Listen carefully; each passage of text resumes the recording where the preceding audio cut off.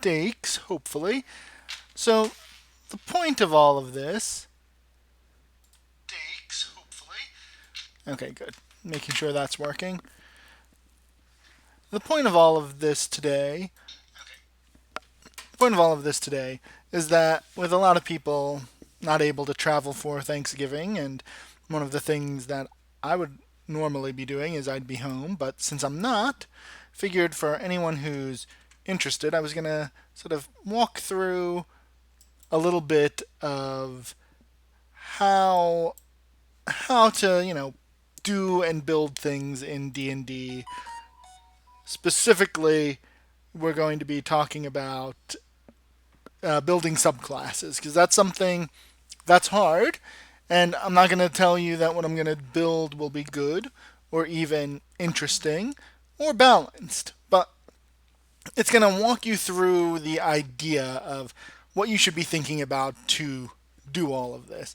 And hopefully, if you are home with family, you're not sitting here watching me be a giant nerd, and so that we can, pass the time while we wait to have a chance to, call, talk with family. So, to get started, everything that you ever create probably starts with some sort of idea.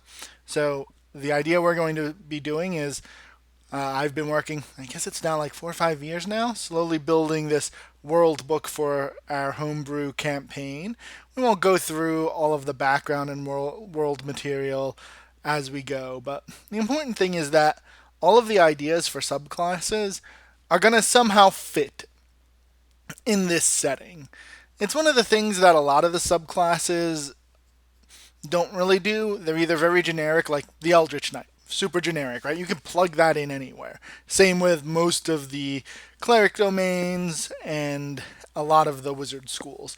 Pretty much anywhere where there's wizards, any of the player handbook subclasses can fit in. So if we go down here to the bottom, because again, I don't want to go through the other 30 some pages of world and lore, we have ideas that have come up either while playing.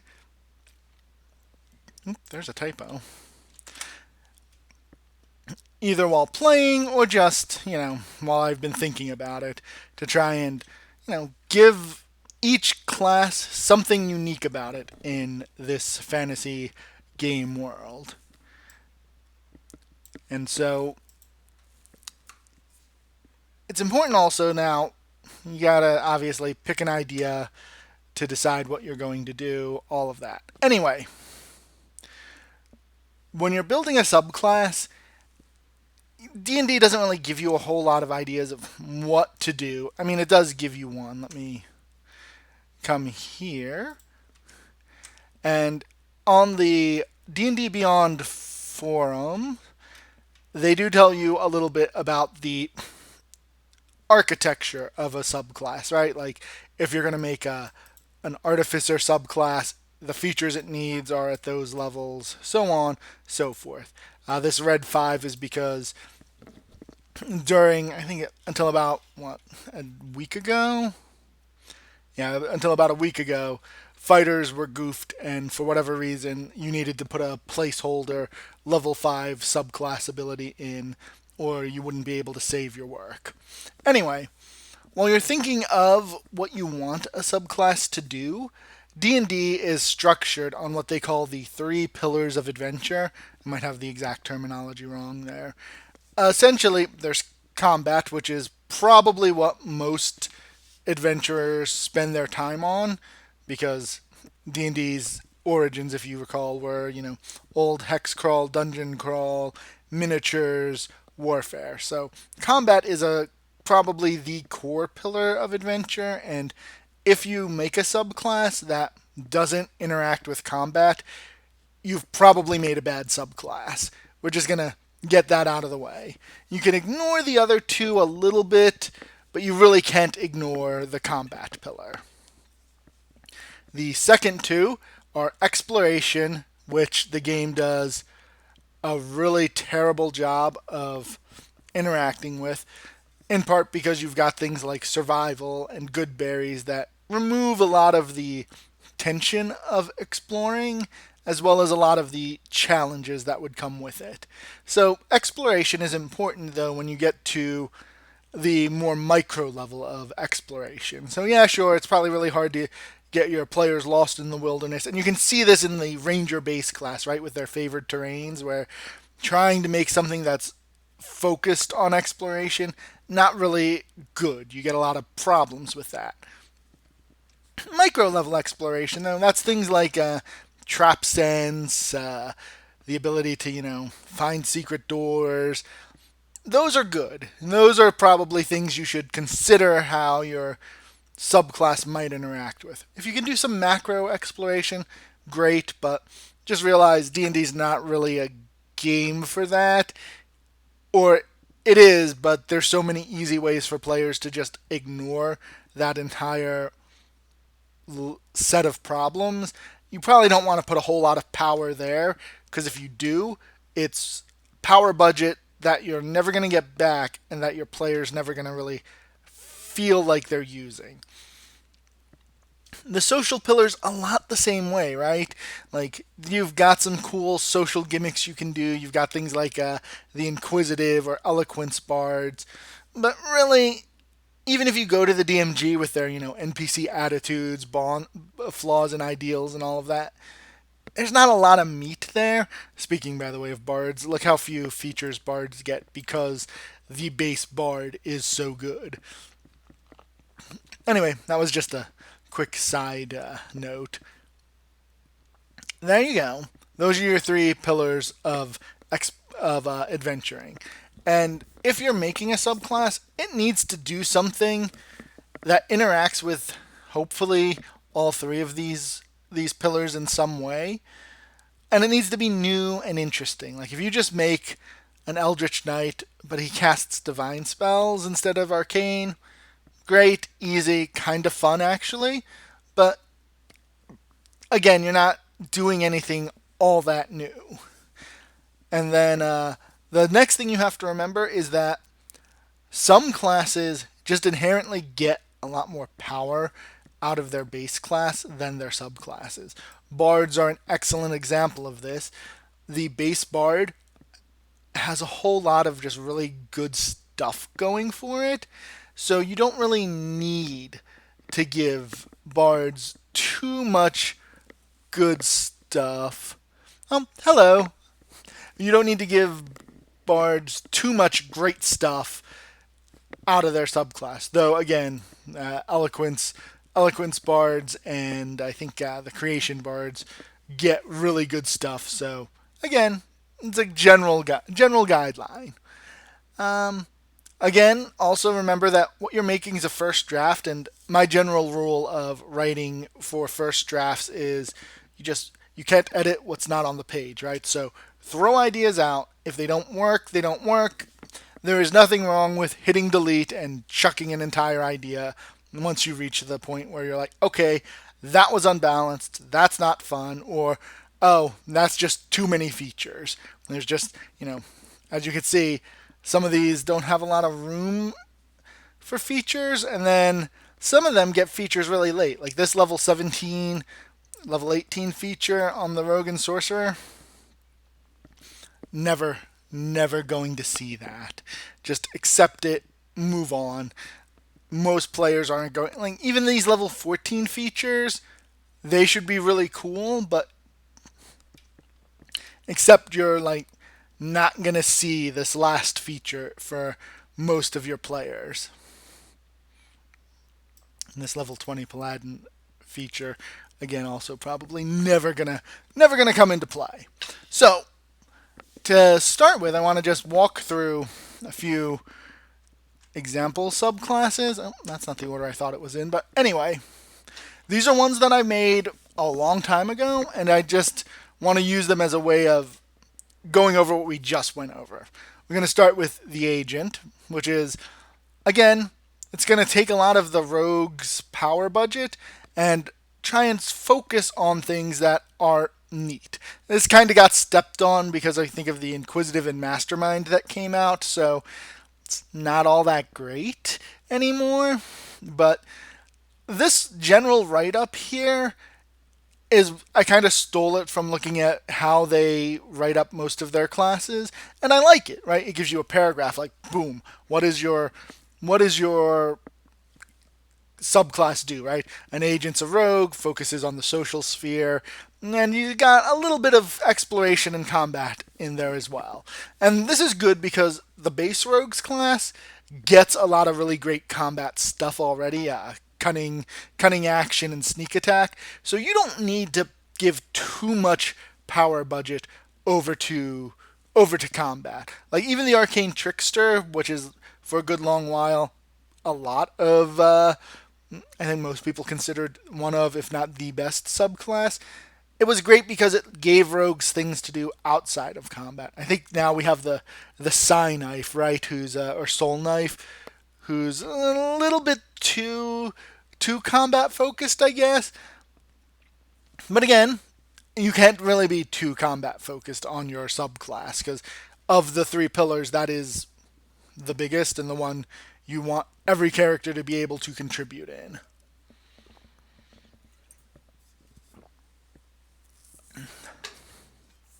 So, what the agent here is decipher clues, reveal the truth, defeat magical illusions and enchantments.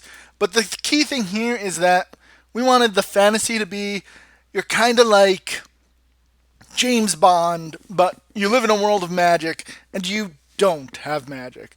So you are just really, really good at, spotting things, figuring out how to circumvent magic dangers, and you're also just a super kind of secret agent guy. So here at level 3, we go ahead and give you a nice little ribbon ability. You gain forgery kit, which I think may have actually been a waste because I think most rogues end up with that somehow. Whatever. Still, it's a ribbon ability. You don't really need it. For those of you who don't know what I'm talking about, you get core abilities. These are your character's identity. The Battlemaster superiority dice. Core ability, it's what makes you a Battlemaster. Ribbon abilities are like, oh, they're nice to have, but they're just sort of there. They don't come into play very often. A lot of the stuff the Cavalier does with their mount, more ribbon, whereas their mark is core. So this Cipher Mastery, it's a ribbon thing, right? Oh, hey, I have two pieces of the cipher. I just can figure it out if I can read the language. It's neat. Something a little more core is you're just really good at resisting and seeing through illusions and enchantments. Uh, and you can use your cunning action in a new way to disrupt illusions and enchantments. That's probably something, if it ever gets play tested, will change, right? Because that's maybe too good. But whatever, going on. This whole trained skeptic probably a bit too good. Anyway, at ninth level, enchantment or illusion effects that allow a save, you get to evade as well, and you become immune to charm. All of this probably again is a bit too much at level 9, but right, we're creating a theme here, and I feel like your subclass should have a really strong set of themes. At level 13, uh, this actually should probably be an 8 plus your proficiency bonus, because that's how DCs usually are. So at some point, we'll fix that. And you are good at stopping shapeshifters. It's a neat thing, and it probably won't come into play because by level 13, there's not a whole lot of shapeshifters that are a real threat to you. I guess polymorph is something you can end. And you can use your reaction to let them save again. Nice. And then, like I said, at 17th level, you're not getting much. And this is really kind of a wimpy capstone. It gives you another expertise, and you see through any non-magical disguise. It's kind of weak, but I think that's okay because, again, the 9th and 13th abilities really, really good and maybe a little too good. Maybe some of our power budget should come from level 9 to level 17. And again, this part might be why the level 17 ability is a little too good. Can we zoom in a little bit? Yeah, that might make this a little easier. So that's an example of what uh, you know. This is probably like a second or third draft, and then we have the same thing for a fighter, which here same sort of write up, and we're gonna basically copy this frame of write up for any subclass that we do. Here, we're basically saying, hey, fighter, you basically only get combat. So the idea behind this is you're a battle master, you get dice like a battle master, but your boasts and your heroic stuff will let you do things that are also, extra skills, saving throws, different things like that. That was the basic idea behind the Glory Chaser. I think it's called a Glory Hound now because one of the feedback, some of the feedback I got was Glory Chaser sounded too Paladin-y. So, and even this boasts and heroic boasts, they were like, that might be a little too much of a Paladin, but essentially, yeah, maybe. And this is another one where this is an example of maybe too mechanics heavy of a thing. Because see, you're picking features and you're picking different things, and you're getting a lot of. You can eventually go and read it from top to bottom, but it's another example where I'm like, I might end up changing this at some point, and you could see that it's been kicking around for over 2 years, about 2 years now, a little over 2 years technically, because yeah. So that's the idea of building a subclass, right? You take an idea. In this case, I was like, I want a fighter who isn't pure combat. Like the samurai and the eldritch knight, they're primarily leaning into the fact that fighters get action surge, fighters are short rest classes, and they are very good at combat. So I was like, let's not neglect combat, right? So you get things that help you in combat.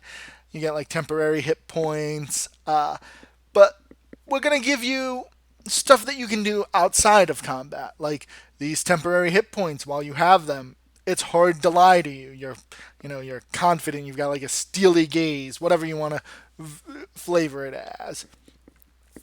You get to, fighters are very susceptible to wisdom saving throws, so, you know, we're going to give you somewhere in here, there's something that makes it easier for you to pass your saves.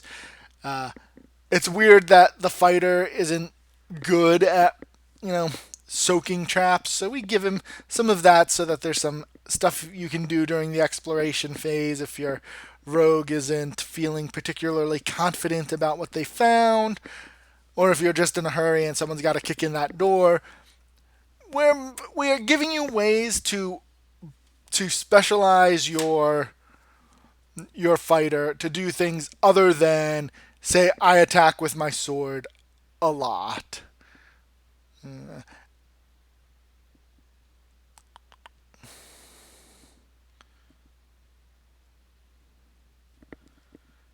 Sorry, that was easy enough to get distracted by. So I think this is a good example of taking something and trying to balance the different pillars of adventure, right? Um, and I also just feel like other things that the fighter does besides action surge don't get a lot of love. So there's probably two ideas in here, and it should maybe get divided into two ideas. One that's got more of these boasts and ways to increase your ability in exploration and social, and then something that takes advantage of second wind and indomitable more. Either way, this is just to give you an idea of what I mean when I say let's build a subclass. So now that we have done that very brief introduction of what is a subclass and given you some examples, I'm going to go ahead and I'm going to start just building one now. Now, this isn't going to be purely come out of nowhere because as you could see, We've got 30 pages plus what, two, three, four campaigns over the last several years of ideas that have just sort of been clicking around. So it's not completely coming out of nowhere, but we've got something. So as you can see, we've made the agent, we've made the glory hound. Now we want to pick something a little bit new. And since I'm planning to try and do this live with anyone who shows up to watch, and eventually I guess I'll post this video, we're going to pick something that's a little bit interesting. So a little bit interesting but easy to do. So let's go here to our handy dandy, and this is a great the creating subclasses guide. This quick tutorial, if you click on it, is really helpful. But knowing how to do this, the features at the correct level, it lets you get it to publish it to the world on Beyond, but it also means that you balance things right. Like giving a barbarian a feature at level 9 and 12, that's probably going to overload them. Um, Warlocks and sorcerers are cool because they get their features at level 1, and then wizards and clerics get it at 2. I think druids are at level 2 as well. So spellcasters tend to specialize and get their cool stuff earlier. And then look at the druid. Druid's probably an interesting thing to look at because they're a full caster, plus they've got wild shape. Oh, hello. I'm just walking through talking about designing subclasses. Specifically, I'm not able to go home for Thanksgiving, so I just was like, you know what? I've talked to a lot of people and they're interested in seeing how it's done, and I've got a whole bunch of ideas. So I'm going to sit down and grab one and here. Grab one that I like, and we're just going to sort of build it live. It might not be good. It will probably be terribly balanced. Yeah, subclasses, and then maybe someday we'll get around to actually having characters to test them with in a one shot. But for now, we're just designing subclasses for 5th edition. It's really hard to decide what to pick. I think because spellcasters are a little harder, I'm gonna skip on doing those for now, just because they are kind of more difficult to do. And so, one thing that I mentioned that with subclasses that you want to do is you want to try and do something that hasn't been done. And I may not know enough about some of the newer subclasses, but I feel like, even though I just said I don't want to do a spellcaster, Bard is nice and easy. It's only got 3 features here, so we're gonna start with a Bard just because we've already done in the past several years. We've done a rogue, we've done a fighter, so a Bard is nice and easy. We've got 2 ideas here, and you can kind of ignore the fluff, right? So we're gonna get rid of this one because that I ended up not liking that, and we're gonna focus on this idea that in our homebrew world here, there's 2 major factions, right? And then there's a third one that is about reconciliation and harmony. So even though I'm not sure how this will end up looking, I like the idea of there's a group of bards who they're not lore bards or sword bards or whatever, where they're actually sort of out there evangelizing and telling this creation story of the world and reminding them that, hey, we all were on one side at one point. We should all be coming back together. And this gives a nice new take on the bard, right? They're not like your usual like charming bard. They're more like they're going out there into the world. So that gives you an idea there.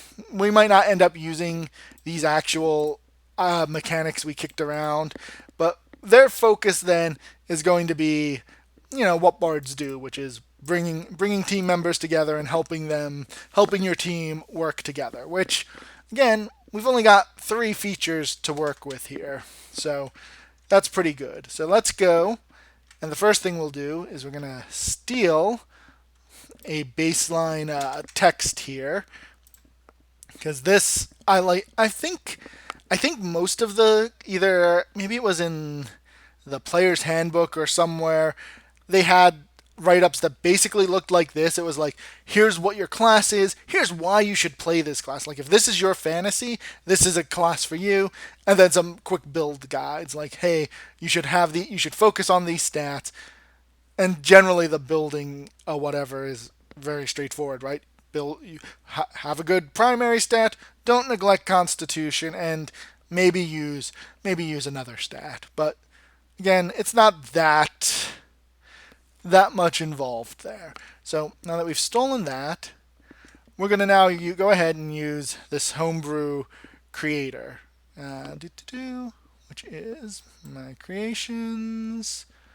I want to create a subclass, and we said we were gonna start with a bard, and while you can use one of these templates, I tend to just, for the first 2 I used, I just went create from scratch. And just, I like this a little bit better, and my version numbering is terrible. I would not be very good at anything that required that. So we'll go ahead, put our short description there. And so this College of naming convention it's what all of the other ones are, right? College of this, college of that. So we're gonna keep it, but I may change it at some point to what I actually like. So the first thing before you go and do any of the mechanics of a class, let me go ahead and, is you really need to know what the fantasy you're trying to do is. So we're going to try and stick as close to what the others. No, we're not going to go with College of Harmony. I've just decided we're going to stick with Chosen of Norella, which is basically our goddess of reconciliation and all of that. Mainly because I feel like there's not like an organized school for this. So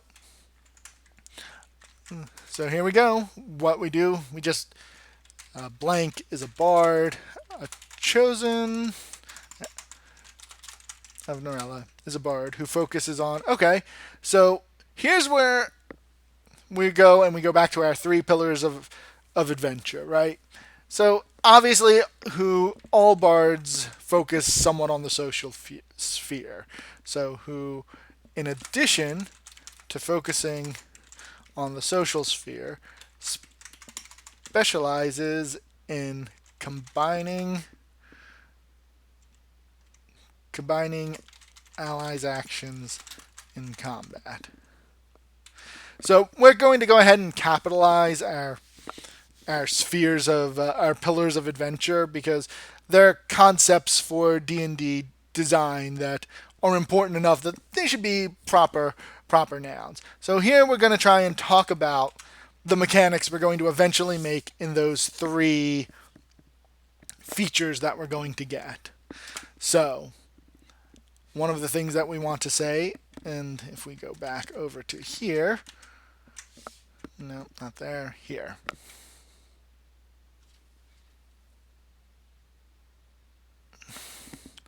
So there's some focus. So let's go ahead and just steal this so that we can. It's not really stealing because it's all my stuff, but let's take that text, put it here so that I don't have to control tab through all of these tabs as much. The Chosen of Norella openly worships her and tends to focus on supportive and healing magic available to bards. So that way we're giving someone who wants to pick this subclass, oh, you're a bard who wants to heal and support more than, well, and more than anything else. Maybe this is for you, right? So we've gotten our two sentences in, right? We've said what you're doing. We've said how do you fit in the world. So now the Chosen of Narella is an advocate. So you advocate for peace and reconciliation, both in regards to the divine, between the sun god and the world serpent, and in everyday matters.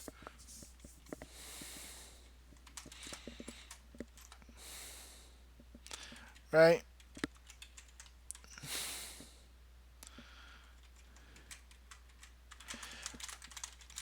The Chosen of Narella excels.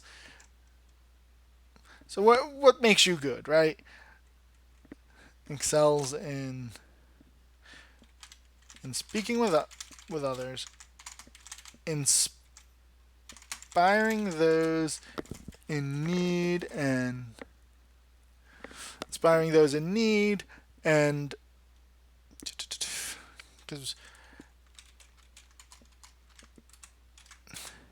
and ensuring their allies are able to continue on despite foes' actions.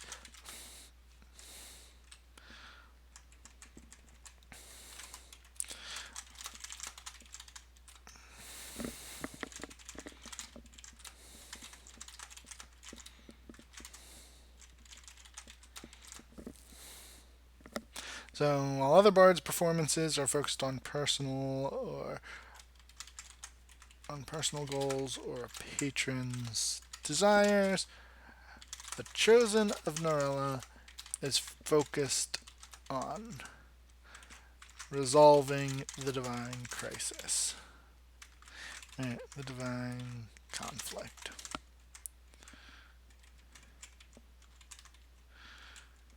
So, why would you play this class? So, if you want to bring people together and find common ground,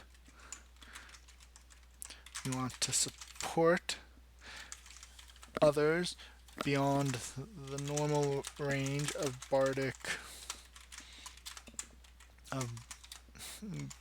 inspiration and spells.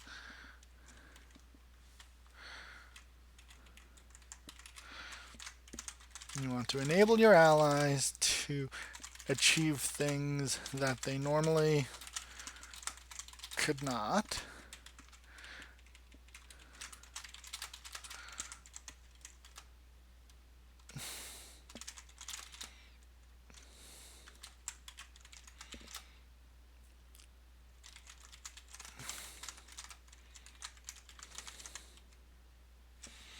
So okay, Chosen of Narella. Now that we've written the fluff, that doesn't sound right because it's not like she reached out and chose you. You chose, and you're the one who's choosing her. So we want to play into what are you as a bard? You're an evangel. Am I?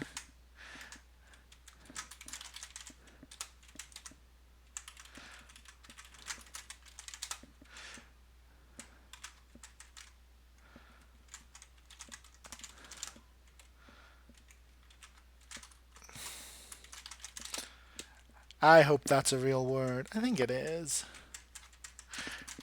Because I know evangelist is a real word. Can I right click?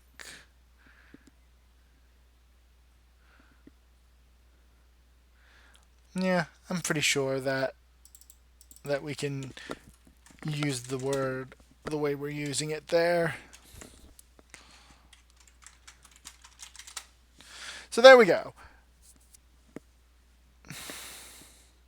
Imagine your bard as a member of a religious order who goes out into the world to promote peace and understanding. All right, so there we go.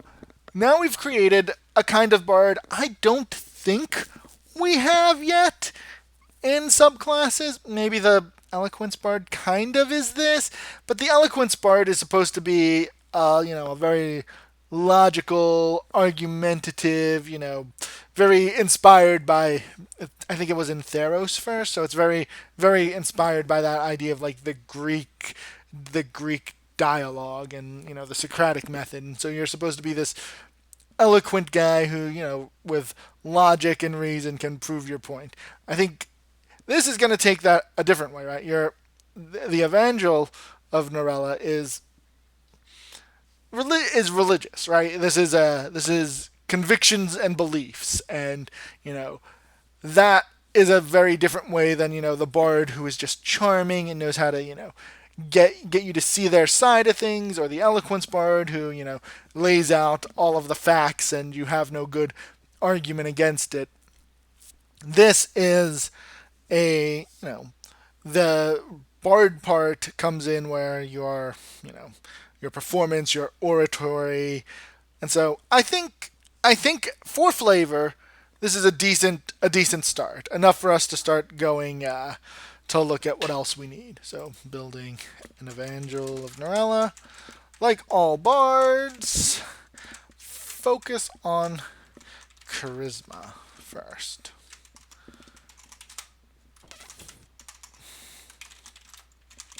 While other bards can neglect their other mental stats. Okay, so here's where we need to help differentiate here. An Evangel should also focus on wisdom. All heroes can benefit from Constitution.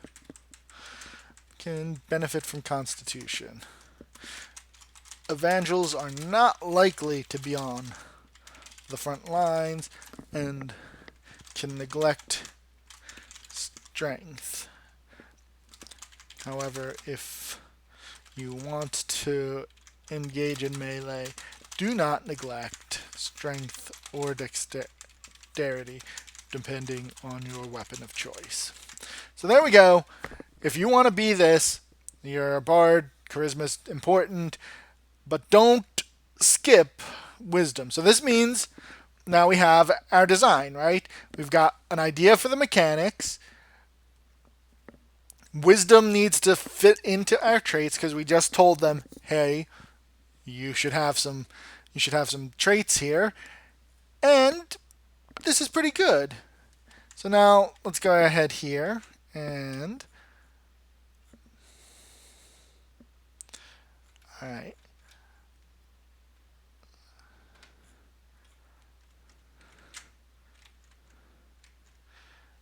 I may have just put this in the wrong spot. Yeah.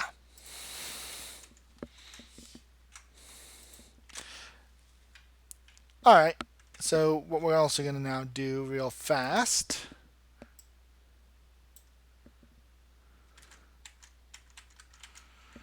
is I want to see what the different subclasses look like. So there we go. We want to use homebrew content. It doesn't matter what we'll be. Let's just pick anything. We're human. Choose race. Languages. This thing's just going to get deleted as soon as we finish seeing what things look like. We'll just be a fighter. We'll go to level 3. Martial archetype. Okay. So, that's bad. Why is it showing 2?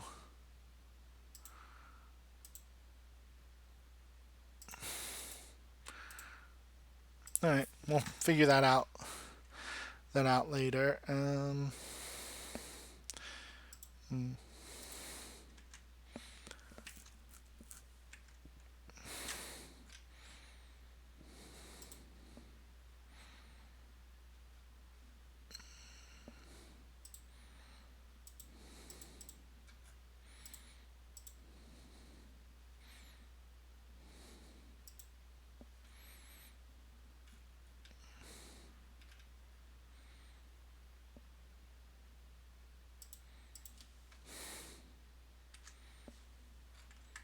I thought I had fixed that. Da, da, da, da.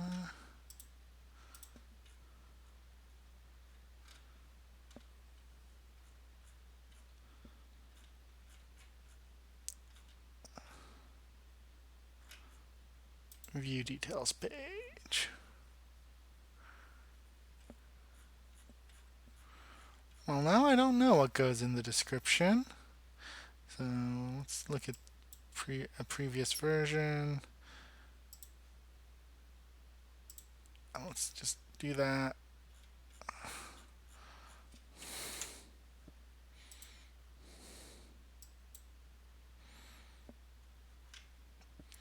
Sorry, this is part of the process. Also, is this going through and trying to find things. So this one,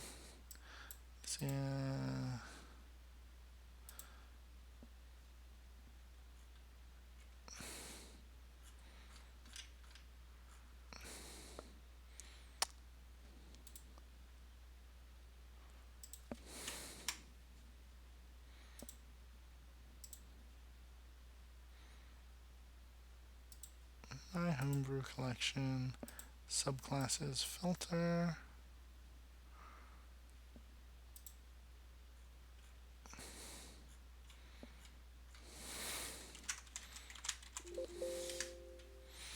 Huh, I'm not sure why this is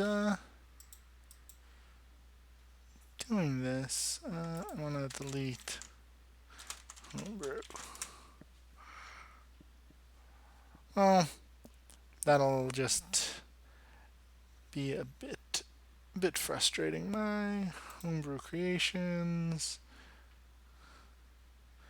Here we go. Private, never submitted. Edit. So, okay, so the short description is that, and then the long description is all of this. So, there we go. We're going to steal that.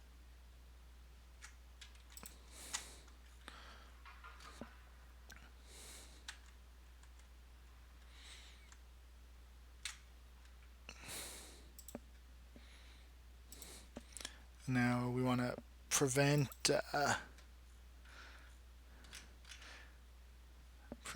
bloat, so we'll just delete that there. I want to see subclasses. All right, there we go, and that just shows me the most recent versions, which is all I want, because yes, it's gotten rid of the placeholder. Okay, so that, as you see, is a bit of oops, how things actually work, not always smoothly and perfectly. So, short description. What's this say? As an introductory text in the character builder. I didn't see that in the character builder.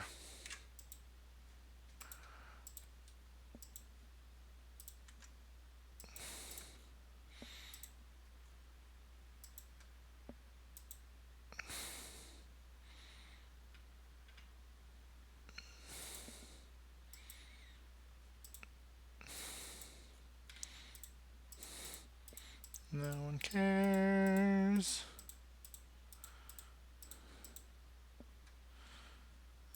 No one cares.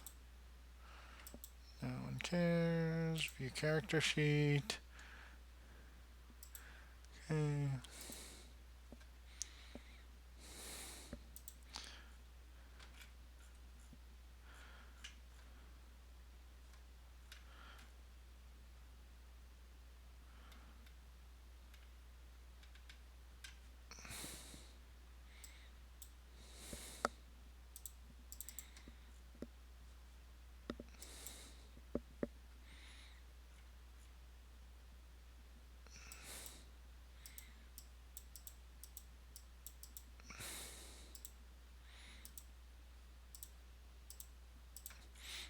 So I have no idea where that text will actually show up. But okay. So we may end up having too much there. So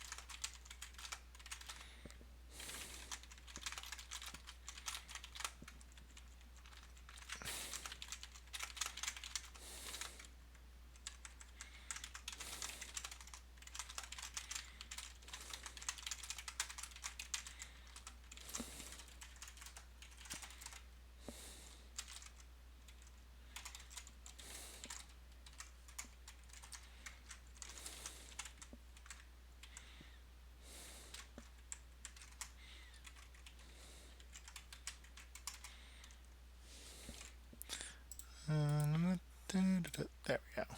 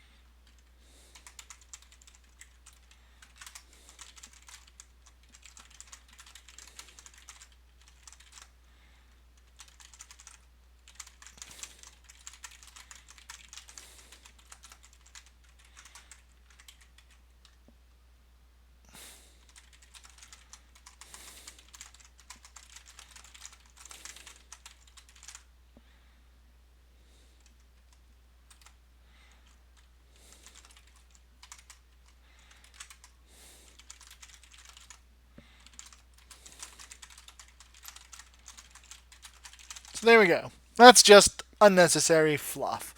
Uh, can cast spells. So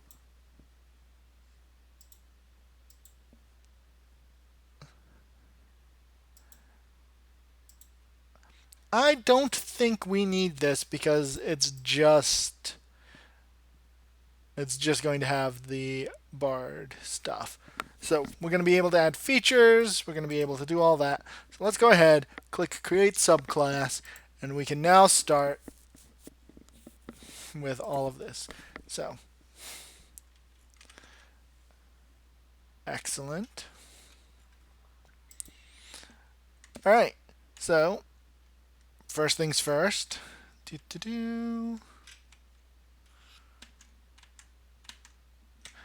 Bard needs features at 3, 6, and 14.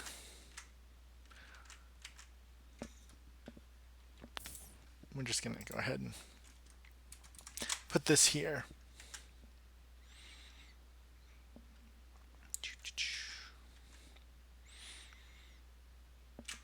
All right. So I think Lore Bard is our basic bard, right? So this gives you an idea of the rough power level of what a player's handbook bard was. We could look at College of Valor too, but I think Lore's closer, right? You get more spells. That's pretty neat. Um, you can use Bardic Inspiration. So, in general, because let's look at Valor too, because I think that's at the start. So, your third level feature for a Bard generally lets you do something cool with Bardic Inspiration. So, we want to keep that. All right? And then, sixth level is leans into your identity, right? So Valor gets extra attack, Lore gets additional magical secrets, and I'm trying to stick to just the player's handbook stuff, so that we're not gonna go into the other stuff. You have to have different books for the level 14. That uh, so peerless skill. Okay, that lets you. That's not that great. I guess magical secrets is huge, right? And so yeah, it probably ate a whole lot of power budget from Peerless Skill. Now, I guess Peerless Skill is also, yeah, it's okay, but your lore bard ate up all their power here with magical secrets. And your sword bard, not sword, valor bard. Uh, oh, okay. There you go. You're able to bind your spell and sword. So okay. So 3 and 6 are really big. They are going to define your bard, and then 14 is powerful, but again, you'll probably have it for one or two, maybe a story arc and a half, because most campaigns are wrapping up between 13 and 15. So your thing that's going to define you are 3 and 6. So let's go back to our Evangel of Norella. So let's look. Level 3, this is actually pretty easy, right? So you get to play with your Bardic Inspiration dice and do something new. Let's look at what we have here.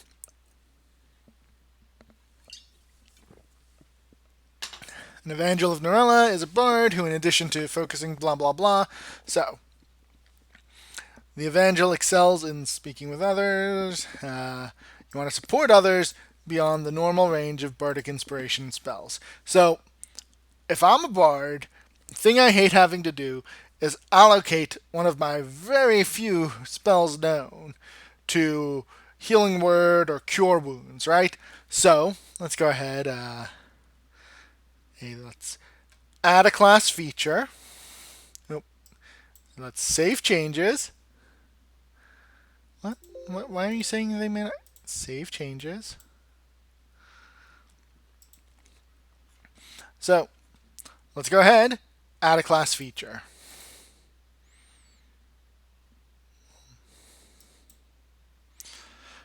So first things first, let's say Evangel of Norella.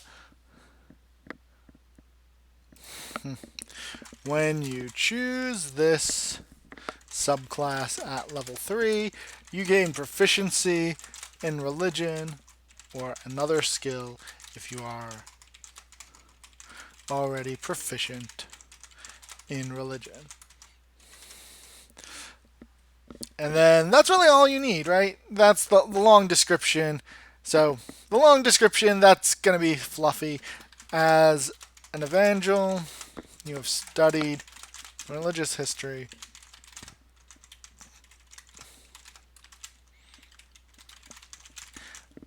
And therefore, right, we've added some fluff. If you're going to be an Evangel, you better have religion. So this is also going to play into the fact it's a nice thing for a bard, right? If they've already taken religion, they get whatever skill they want. It doesn't. No, we don't care about multi-classing. Required class level 3. Display order 1. It does not have options. We don't want to hide this in the sheet. What's the feature type? It's granted, which let's see if they tell us what this means.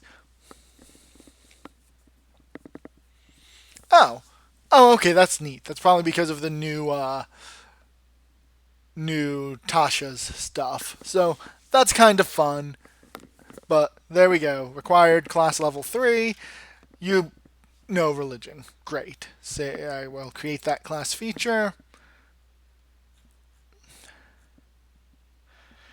Alright, we've created this feature. So what does this do? It is going to give us...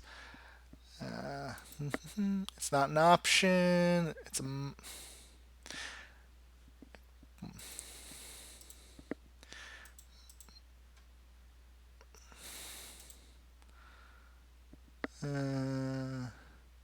no, not what we want.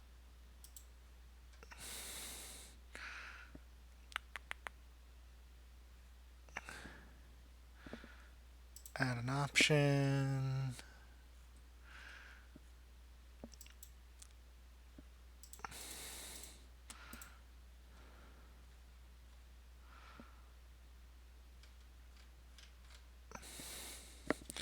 So here's where we kind of spend a little bit of time trying to remember how all of this how all of this works. It's not an action, it's not a spell, it's not a creature. Maybe it is a modifier.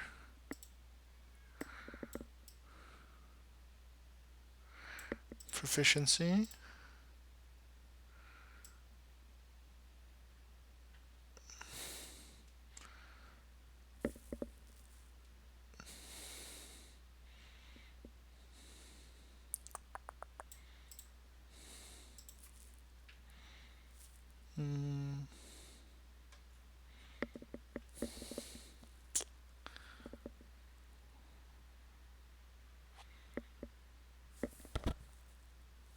No, that is not. That is not right.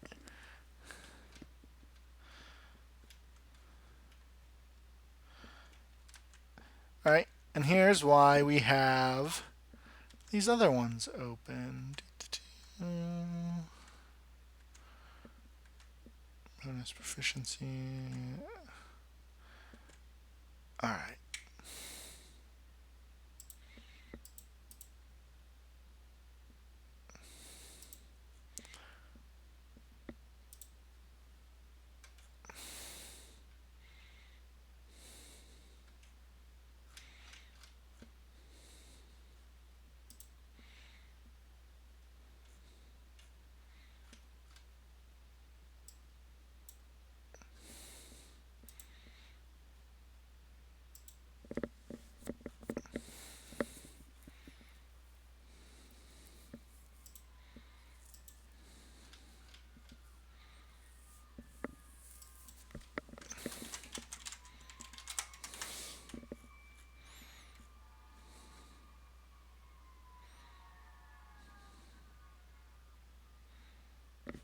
All right, I think that's actually right, and we're going to try it that way.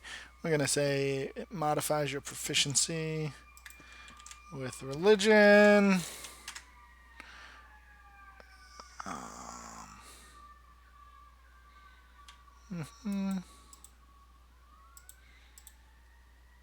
right, and here is where the fun comes in. Because now we'll save our changes. Now we test to see if that actually did what we wanted.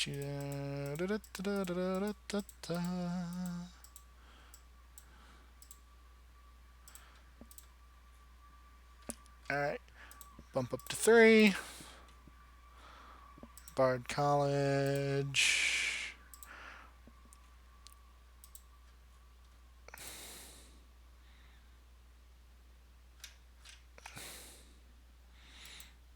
Now we go all the way to the view character sheet. It is religion. Excellent. And does this tell me where we're getting that religion from?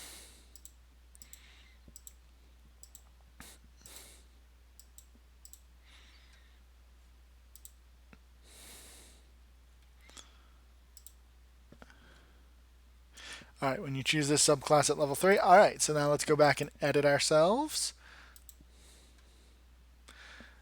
Down to level 2. Confirm. So we don't have that anymore. And this is part of the process too, right? Is making sure that all of the stuff we're doing, it works. Yep, and we have lost our religion skill. So, how now? The second part, or another skill if you're already proficient in religion. I really don't know how that works. So for now, this is a ribbon ability. So we're just gonna delete that for now.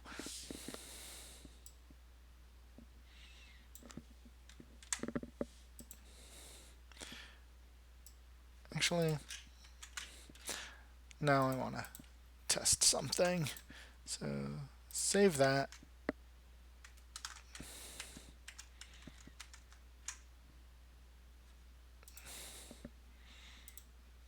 Now let's see what happens. Proficiencies, let's change this to religion. Bump ourselves to level 3. Bard College, choose an option.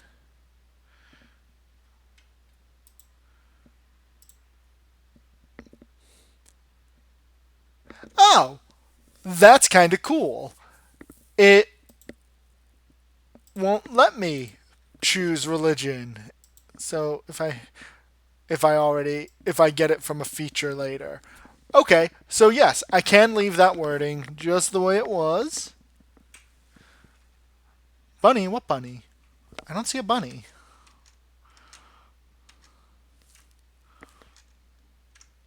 And another skill if you're already proficient.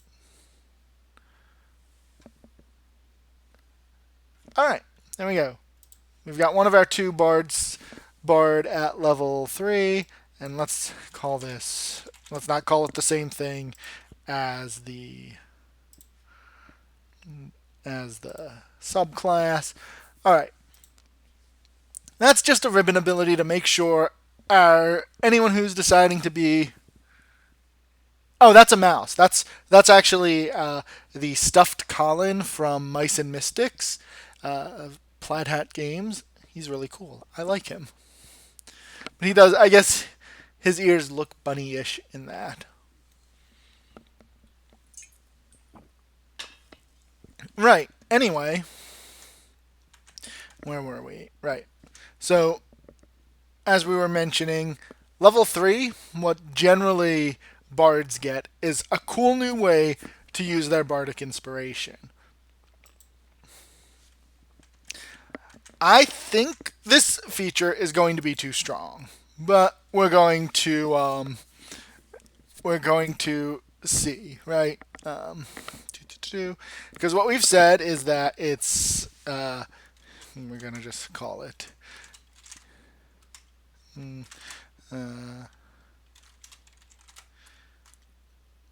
we can't call a healing word because that's a spell.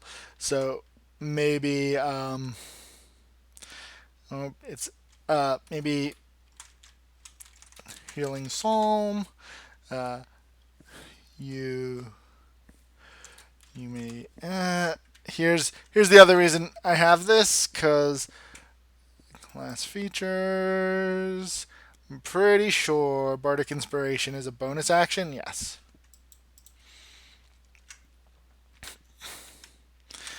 You may use your bonus action. Nope, that's wrong. As a bonus action, you may healing vocalization. Yes, I know. I'm not very good at this naming thing. You may use one of your bardic inspiration dice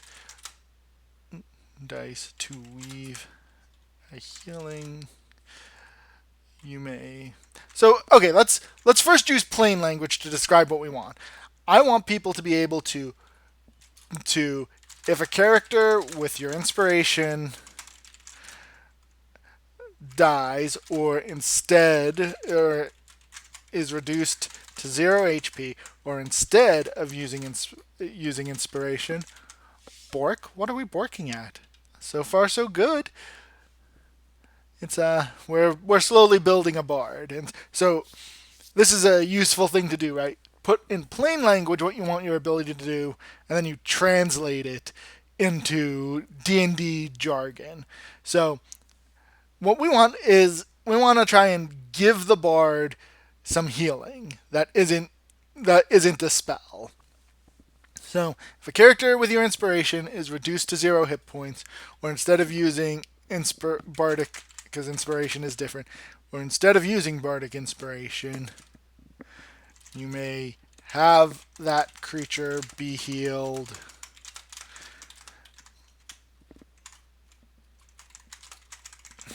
So we want this to ride on your wisdom modifier,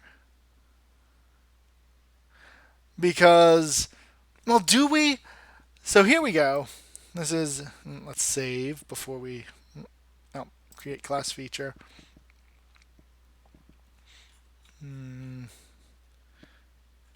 Oh, feature type. It's granted. Required class level 3. Now, can I create it?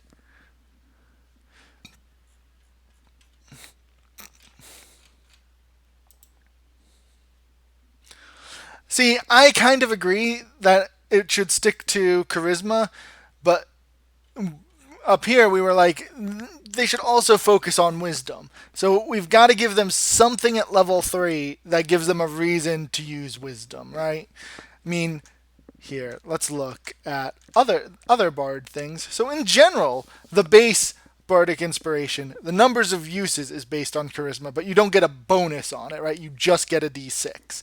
So I think I'm fine with the bonus healing, the d6 plus whatever, to come from not charisma, just because we want.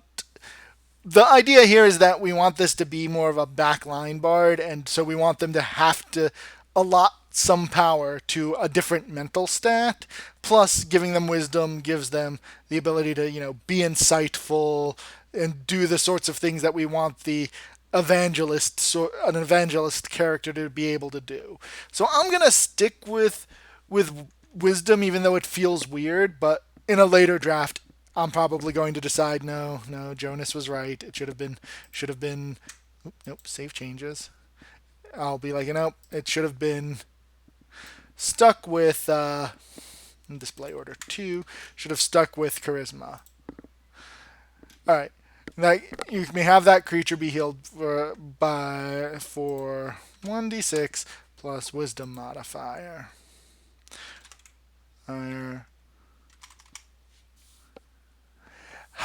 So yes, and that's why I think one of the things that we need to do is we need to give them another like ensure that they have an attack cantrip when they get here to level 3, right? Because idea here is if you're taking this, you can kind of neglect your strength. You don't need to be able to fight, and your dex is probably going to be a 12, and your con's probably going to be a 12 or 14, probably a 12, maybe not. So we're definitely one of the things we need to do is we need to teach them Sacred Flame. That's probably another thing we should give them at level 3, which, yeah. Uh, Adventurers with a 10 Constitution make me so scared. As a bonus action, so it's not as a bonus action, right? So when you use, so I know I've seen them. So maybe what this actually is when you use Bardic Inspiration on a creature you can see.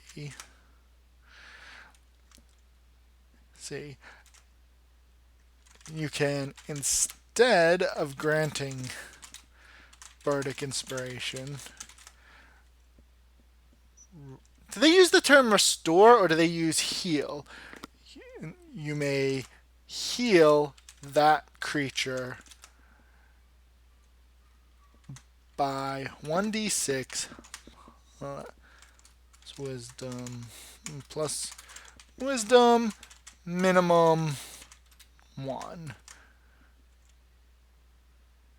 Right, so that way minimum 1 hit point of healing.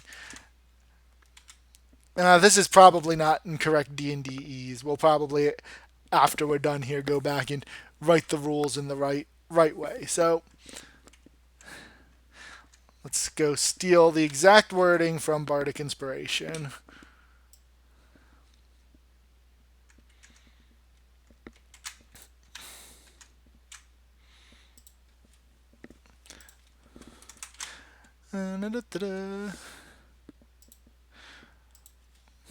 When you use Bardic Inspiration on a creature, you can, instead of granting Bardic Inspiration, we don't need on a creature you can see, right? Because that's already part of it. When you use Bardic Inspiration on a creature, instead of granting Bardic Inspiration, you may heal that creature.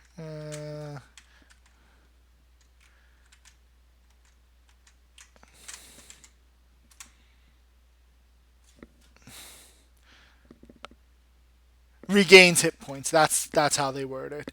You may have that creature regain 1d6 plus wisdom not plus wisdom, plus whiz, 1d6. How do they word it?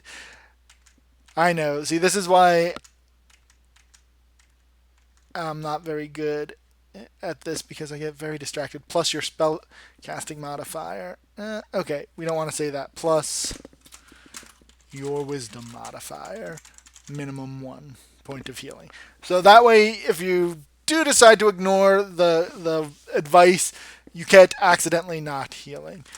In addition, if a creature would be reduced, if a creature under the effect of your bardic inspiration would be reduced to 0 hit points, you or that creature may spend your reaction to consume the bardic inspiration to use. No, to consume the bardic. Class feature. No. Class features. The creature can roll the die. Right.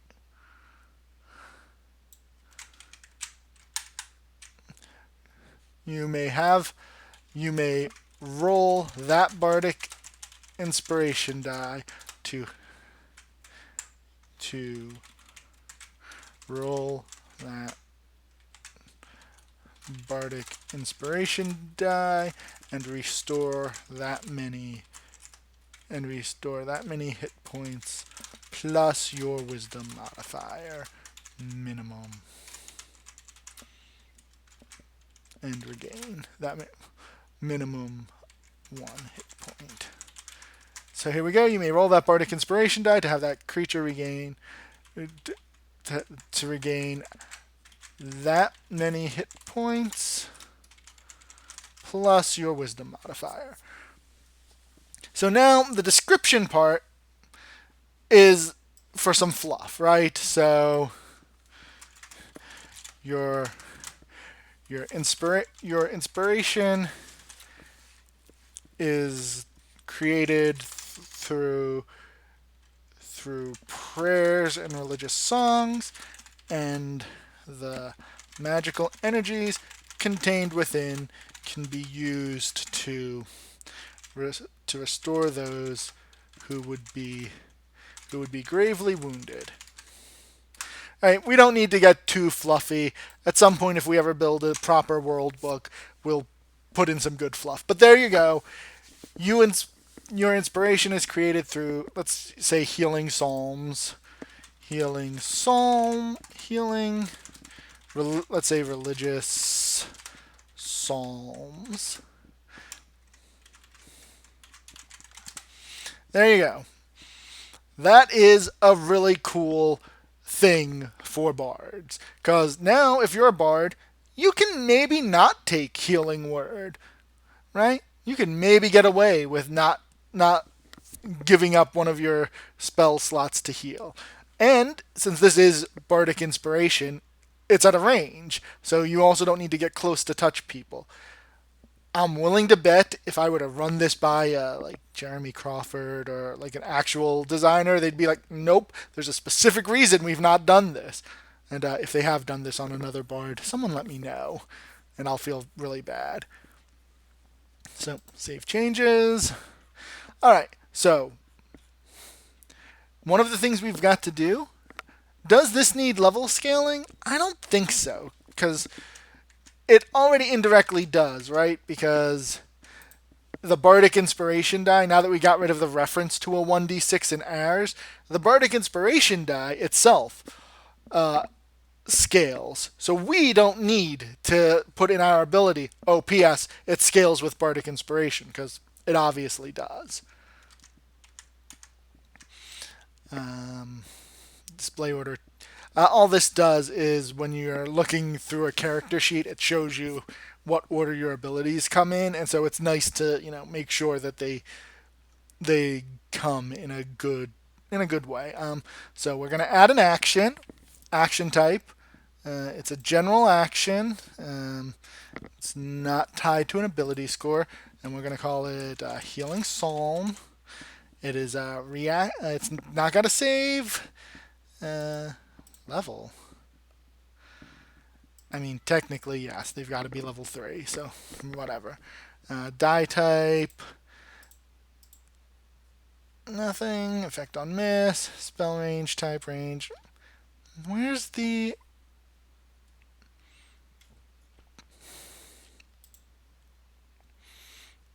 reaction?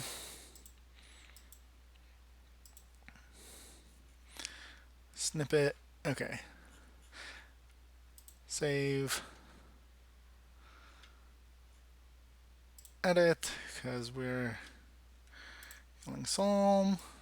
Do.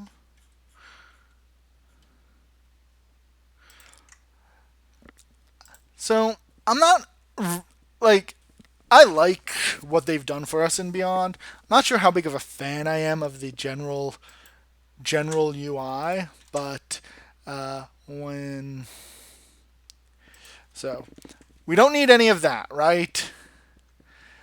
So all we need is what's the reaction? If a creature under the effect of your bardic inspiration would be reduced to 0 hit points, you or that creature may spend your reaction to roll that bardic inspiration die and regain that many hit points. And then the long description, I generally just keep them the same right now. Sometimes, somewhere, someone might go and want us to add some fluff, but we don't. Now,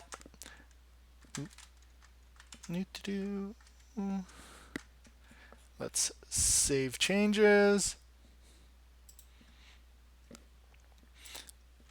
So there we go. We've got our 2 abilities right now. So let's go here. Let's drop down to level 2.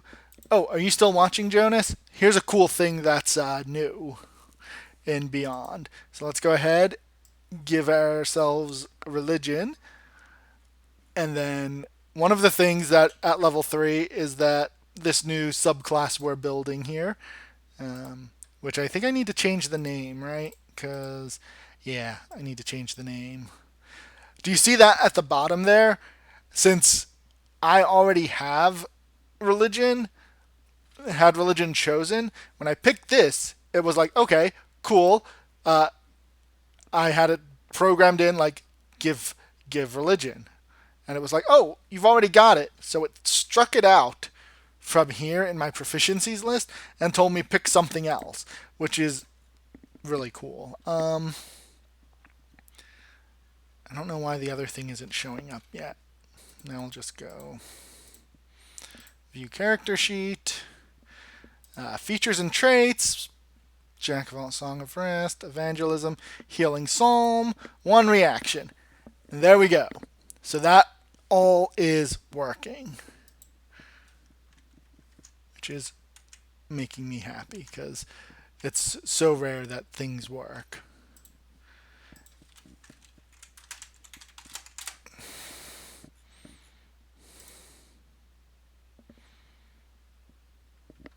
All right. So let's expand this. I think that's all you need at level 3, right? Because that is going to define how this bard is different from other bards. So now let's go ahead. Level 6. We're going to go look at our lore bard. So at level 6, the lore bard gets additional magical secrets, which is huge, right? Because you'll have 3rd level spells by then. And 3rd level spells are really good.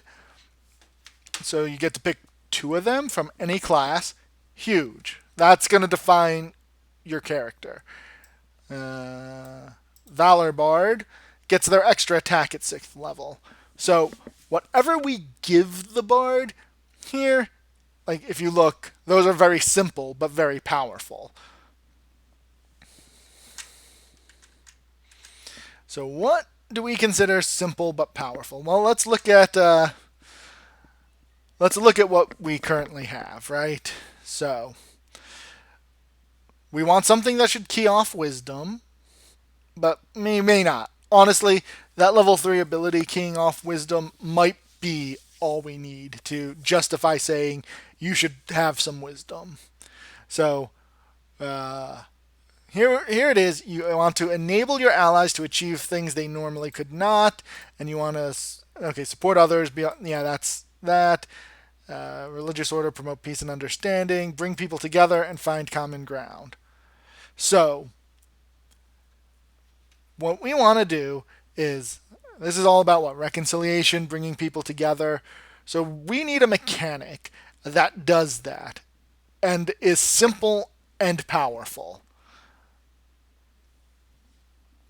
And it lets your team, work together. So this should be like some sort of divine singing teamwork. So we're gonna add a class feature. We're gonna save our changes. We're gonna add a level 6 class feature. Required 6. Display order 3. We're not going. There's no options, right? Because bards already get loads of options. This is just straightforward. So what we want, right? Because we want to put it in plain language before we try and put it into words. One, it needs to promote teamwork. So something that makes people work together. It needs to bring. Using wisdom would be great.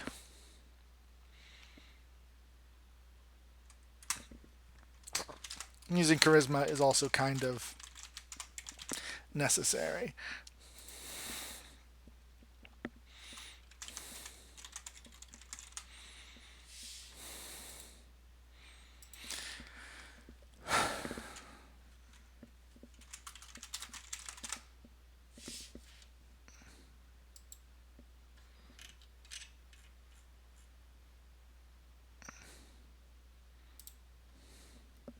So, I think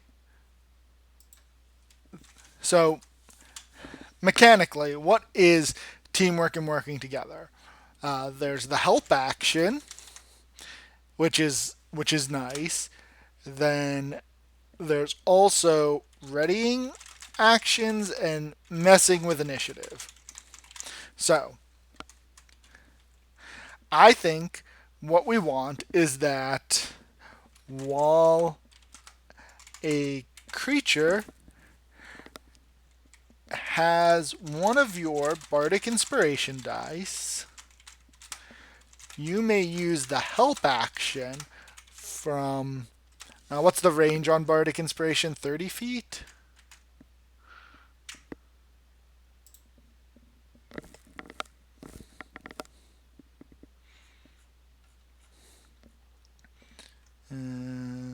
Oh. You can inspire one creature within 60 feet. While a creature has one of your Bardic Inspiration dice, you may use the help action from up to 60 feet away. From up to 60 feet away. You or that creature may use the help action from up to 60 feet away to help the other. And let's make sure I'm 90% sure. Here we go. I'm 90% sure help is what that action is called. You can lend your aid when you take the help action. Yes.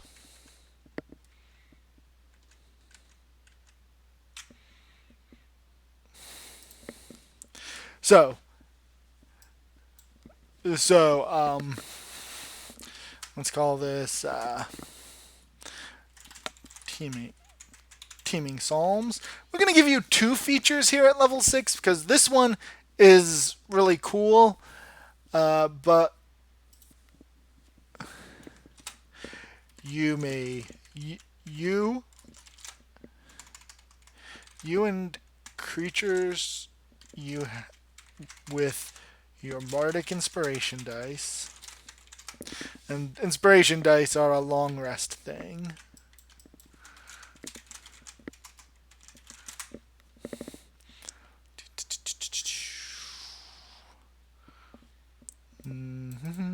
Yeah, long rest.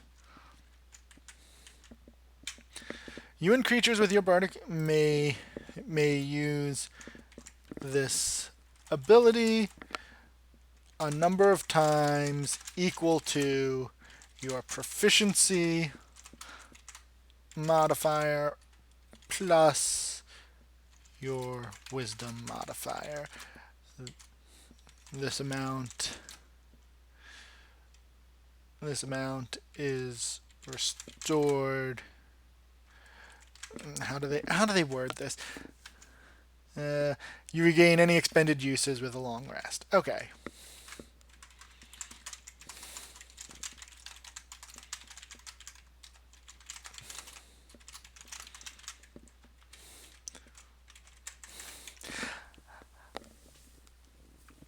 While a creature has one of your bardic inspiration dice, you or that creature may use the help action from up to 60 feet away to help the other. You and creatures with your bardic inspiration dice may use this ability a number of times equal to your proficiency modifier plus your wisdom modifier. You regain any expended uses with a long rest. So, design wise, why I like this is that it creates tension on the bard, right? Because you want your bardic inspiration dice out there floating so that you guys can help each other. But you also want to be able to be like, oh no, Jim just went down. Burn that die to bring him back up. So this is really all I think we need to do with the bardic inspiration dice for this boss. Bard. Level whatever feature we give them at level 14 should not be this. It should not deal with the bardic inspiration dice, but it should involve the wisdom modifier. I'm liking having a bard that is actually also wise and isn't just like a charming guy. Like this feels like, more of a skald. He knows the stories and the lore of his people. So this is trying to give you some other flavor that you can use for this bard, that if you want to use it and not just be an evangel of Norella. So there we go. Teeming Psalms. There we go. I don't think required class level 6 has options. No. Hide and builder. Create class feature.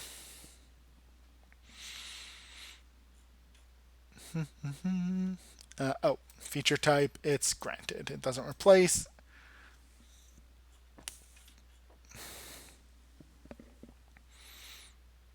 And I don't think we need to create an action for this, but I think we will. Oh, you know what? Let's make this a little bit better. In addition, you may roll. In addition, the creature affected. The creature may. In addition, if the creature chooses to help you, it may roll the bardic inspiration die to add to your roll.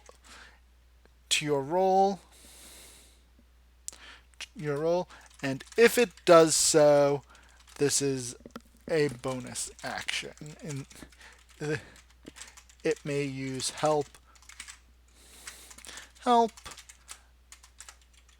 as a bonus action instead of an action. So there we go. So now it goes both ways, right? So whoever you've inspired, if they see you're in a jam, they can try and help you out. You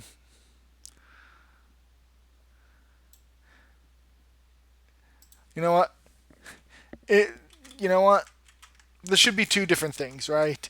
Because yeah, that's cool. We're gonna leave that. In addition, as a reaction, you or the inspired creature may roll the bardic inspiration die to add to a saving throw made by you or the inspired creature. You must spend this. You're the inspired creature. Here, let's go steal the wording exactly from here.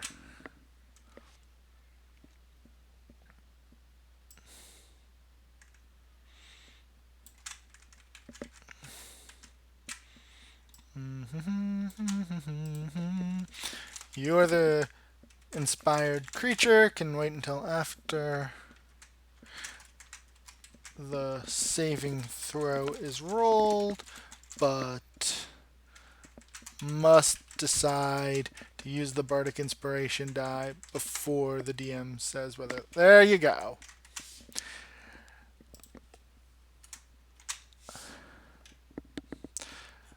So let's save changes again. So now we do need some to create some actions here. So we're gonna add an action. Action type general. We're gonna call it Teeming Psalms.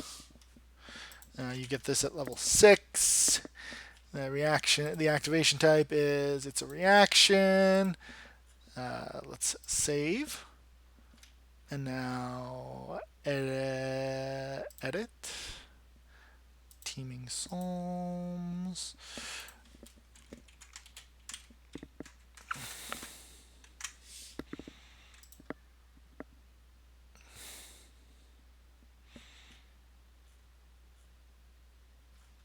Yeah, Teeming Psalms sounds stupid. Whatever. Let's not get distracted with making things sound cool. Do, do, do.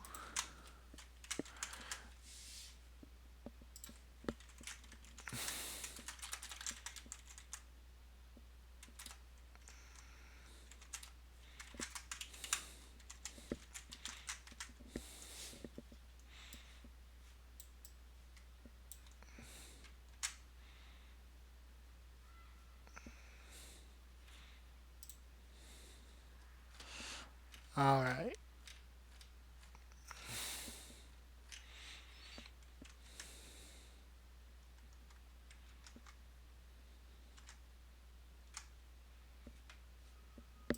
All right. Now let's go back to our sample bard. Go here. Edit.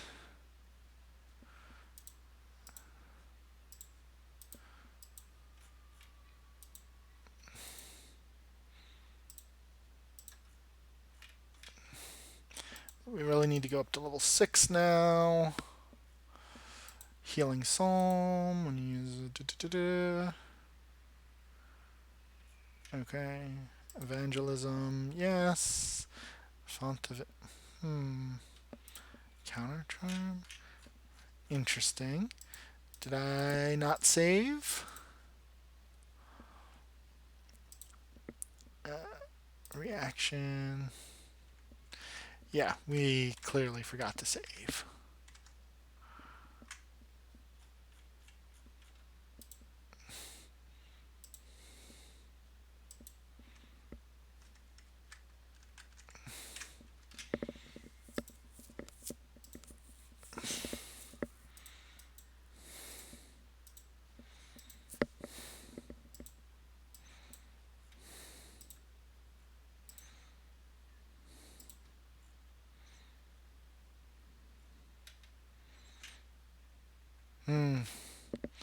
Alright. How sad is that? Alright, time to delete that guy.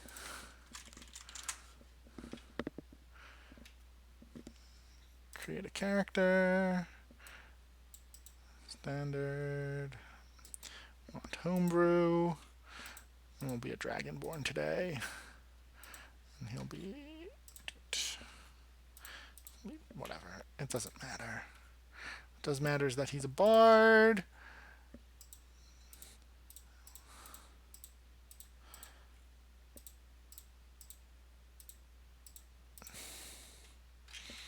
And that he is a level 6 bard.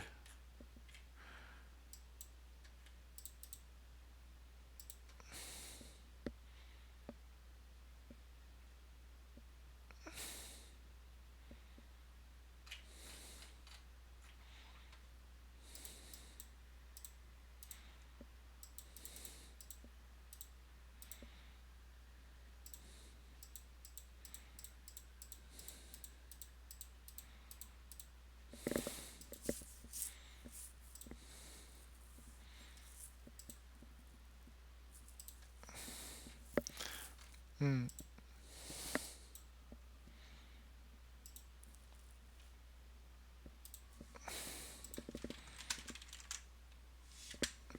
There we go. Now it says what we need. So view. Got it. Reaction. Edit character.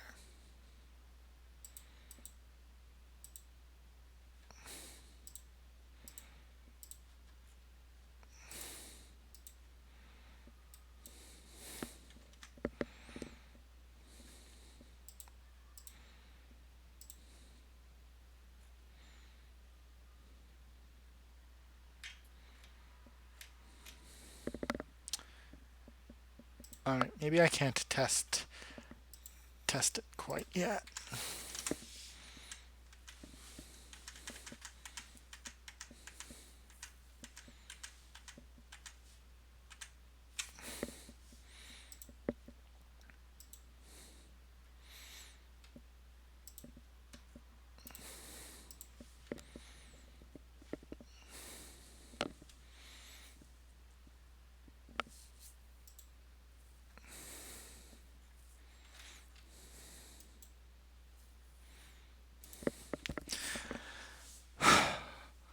So here's a question.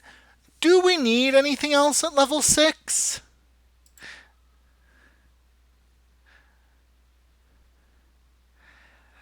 I mean, this is nice. You get help at a range. You get some. You and your friend can, share some inspiration. But that really doesn't define you, does it?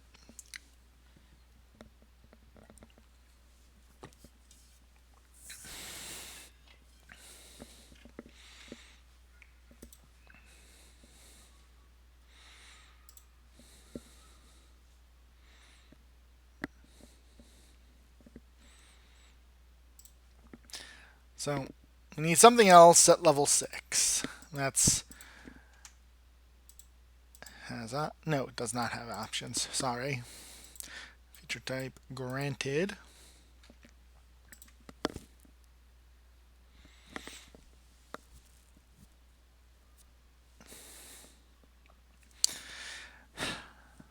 So we've got the helping your team part of it. We've got the healing part of it. Now we need something that lets you help them beyond beyond normal. So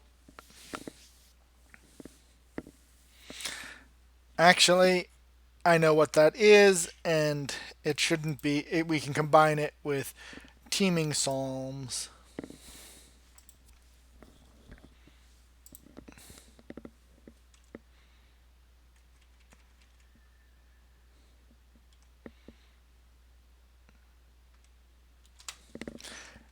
If the save fails, now that's really good. We'll leave that as is. All right. So we do need something else at level 6 that's small, right? Let's make this healing psalms just so that it's grammatically the same. Evangelism, healing, teaming.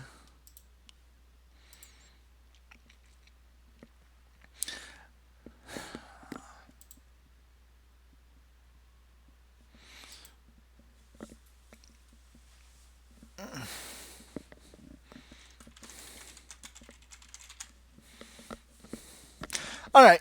So, uh, now we need something that brings your team together, which would be like messing with initiative, which is really good. So, it's really good. You'd be able to enable a lot of people with it. I don't think I like that.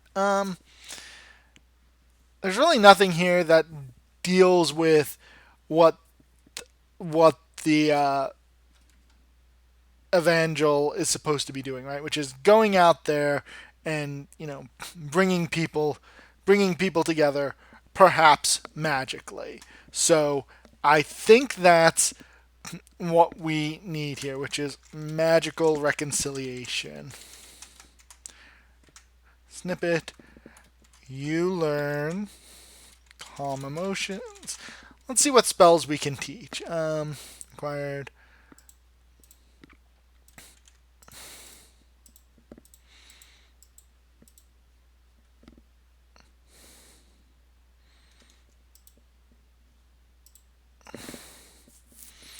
Because we want to. What did I not have? Oh. So we want to basically teach the bard a couple of spells we feel that they should have as an evangel. And it's not as strong as magical secrets. So here we go. Add a spell. We want it first. Spell class bard.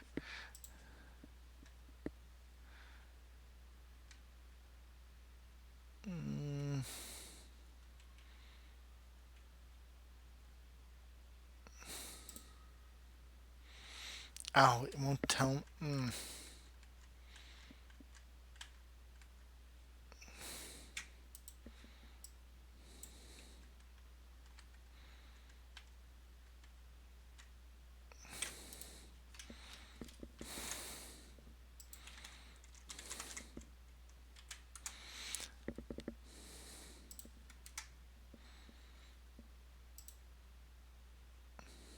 Okay, it is a second level spell, and bards normally get access to it. Good.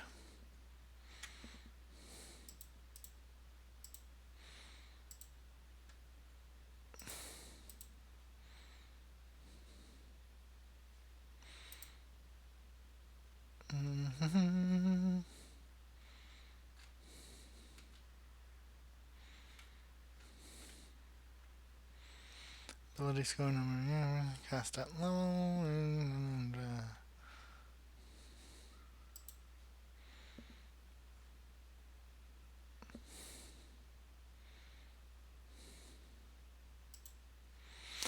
And we will also.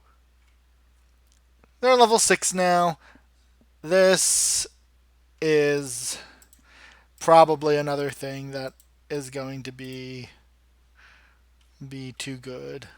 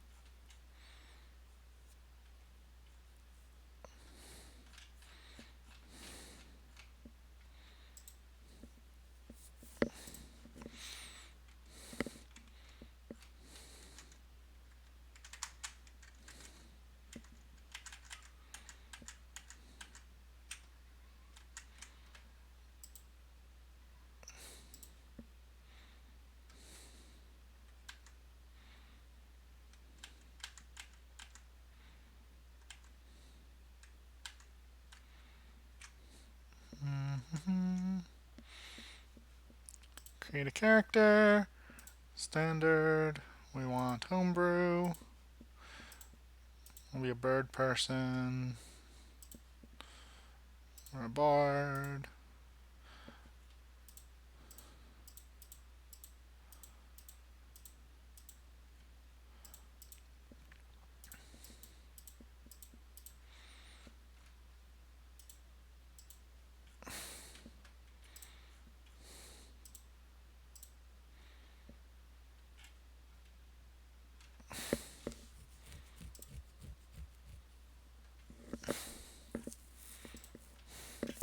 Alright, we're spellcasting. Show more.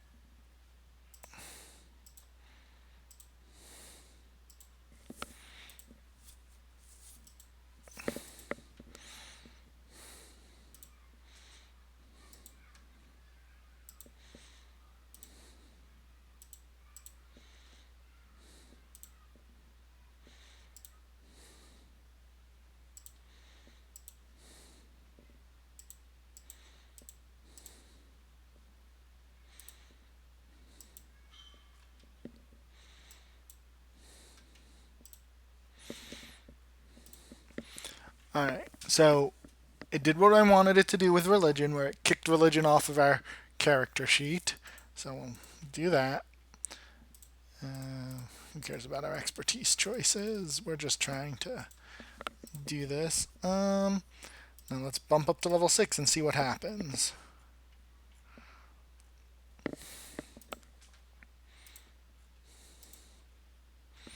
Alright, so it should have added Bless to our spell list.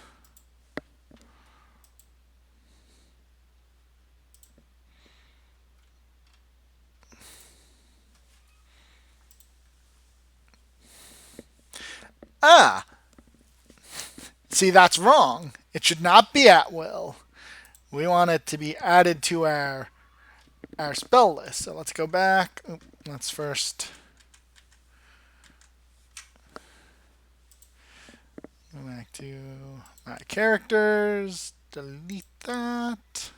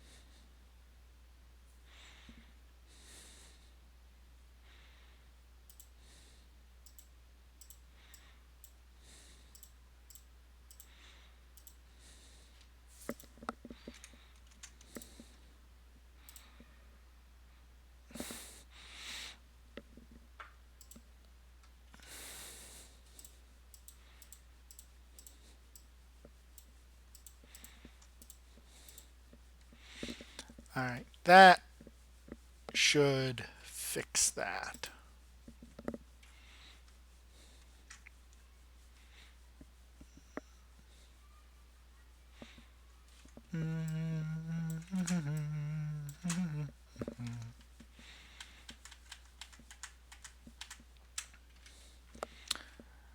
Create a character.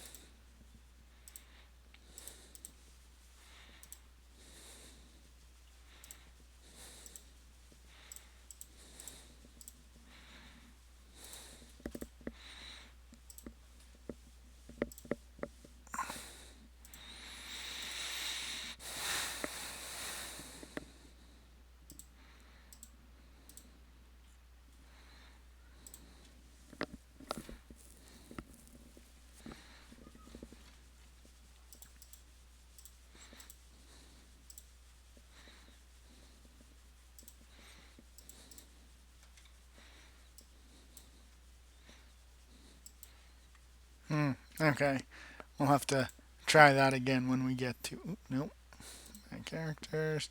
We'll try that again once it's had some time to update.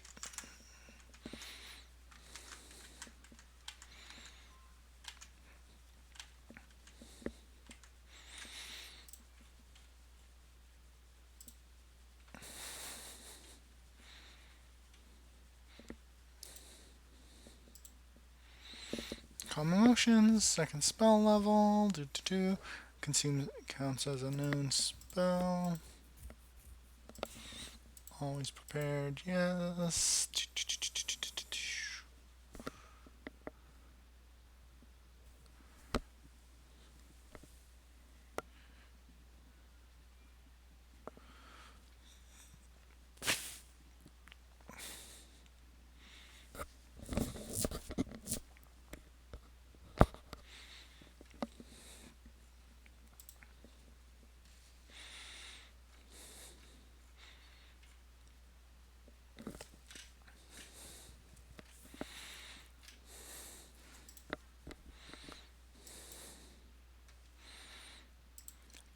All right. Let's try that again. All right. So now we need a level 14. Let's go look back at our Bard page. Here we go. So again, level 14. Peerless skill. You get to be a little selfish with your bardic inspiration. Again, not that great. Valor Bard, actually pretty good ability. And basically lets them stay stabbing things with their weapons. Oh, I guess they don't have to stab. You can make one weapon attack as a bonus action. Okay, so these level 14 abilities, not that great. Solid, but you've gotten all of your power from your spells, your magical secrets, and your level 3 and 6. So here's where we can be complicated.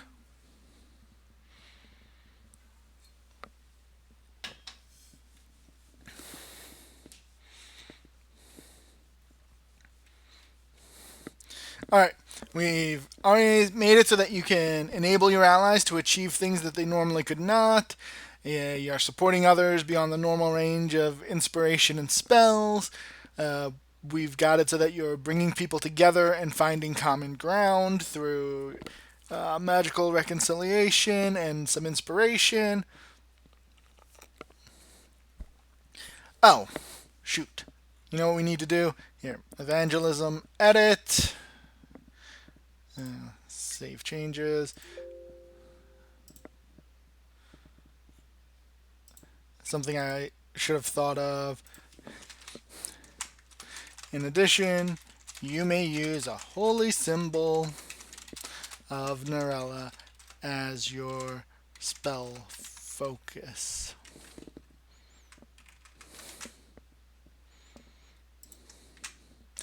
Because that would be really silly if our bards who worship Narella couldn't actually use her holy symbol. And so, what we're going to do is it's gonna. I don't. So, here's a feature. So, everything else has been a sort of psalm, so maybe this is going to be a ritual psalms. Oh. AA, because granted, create class feature.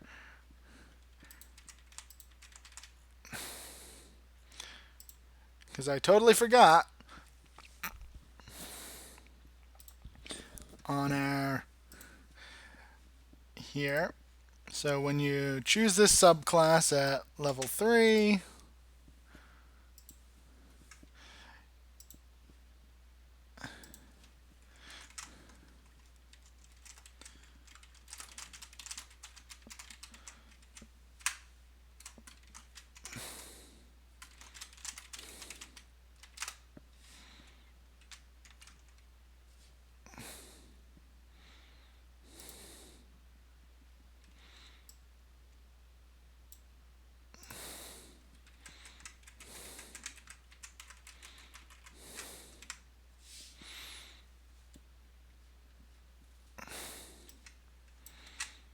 because this text lets people know what level they get things, and we almost forgot to put that in our descriptions.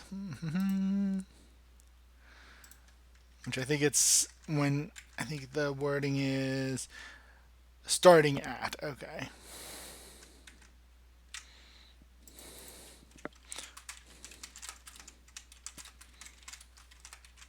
And they use sixth and third. Ugh, I hate that.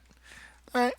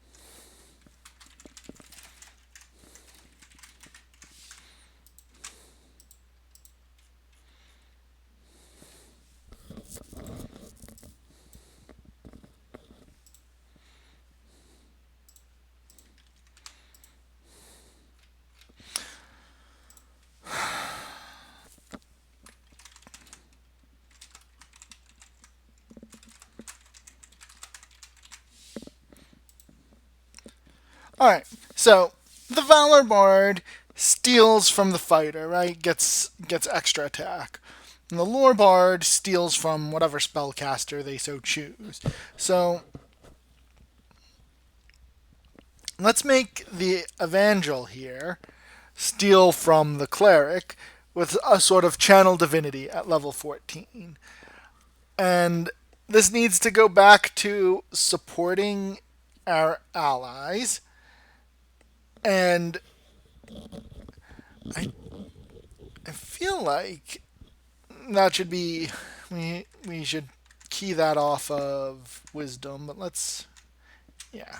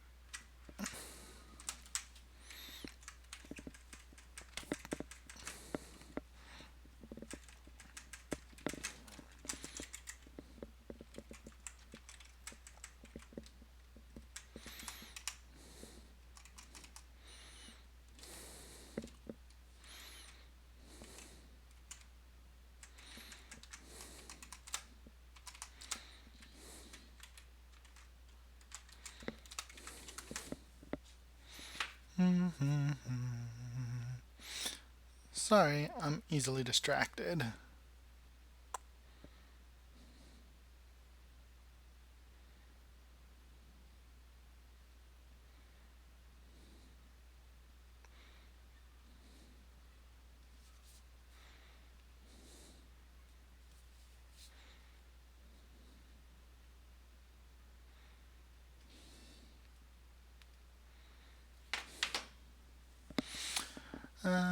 So start.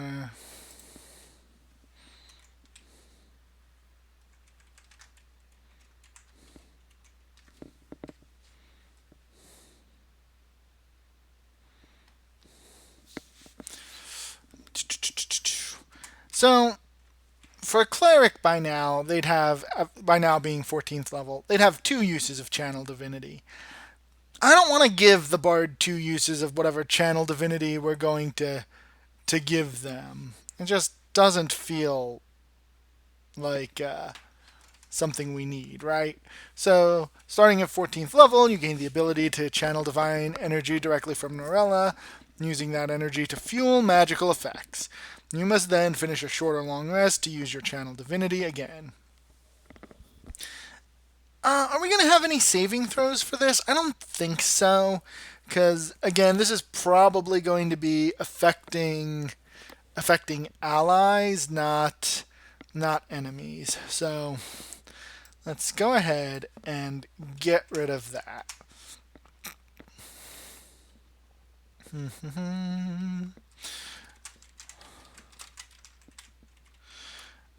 You have an additional, unless you have, no. No, I think we actually have to keep this text here, because I think this is part of just the standard channel divinity. We're not giving them turn undead because we don't need them to have that, and that's not whatever. That's not very Norellan, I guess.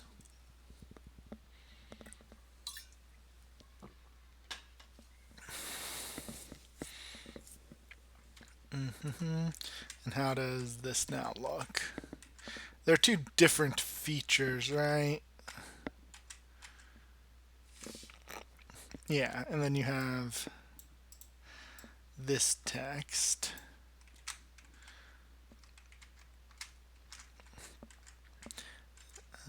Da-da-da.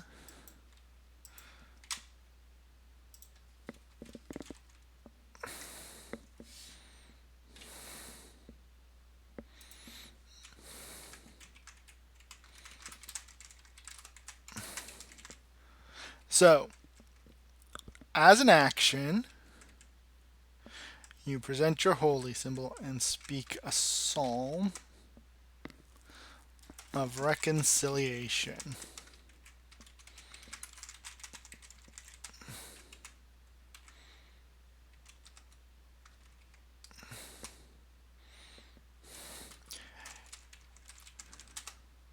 You may then assign as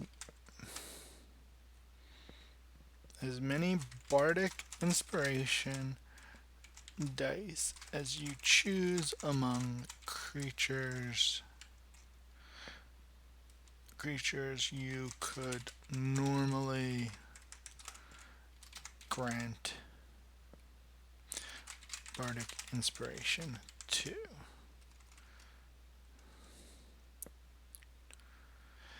You may then assign as many bardic inspiration dice as you choose among creatures you could normally target with bardic inspiration. In addition, each of these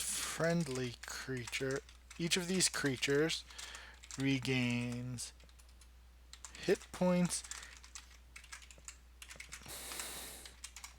equal to your proficiency bonus plus your wisdom modifier.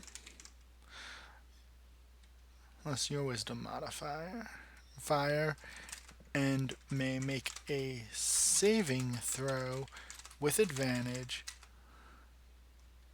to end any condition on them.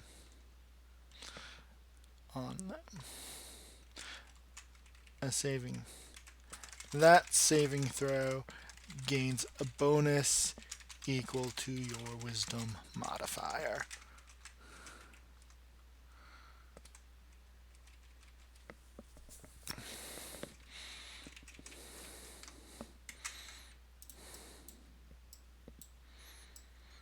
Starting at 14 level, Norella's reconciliation.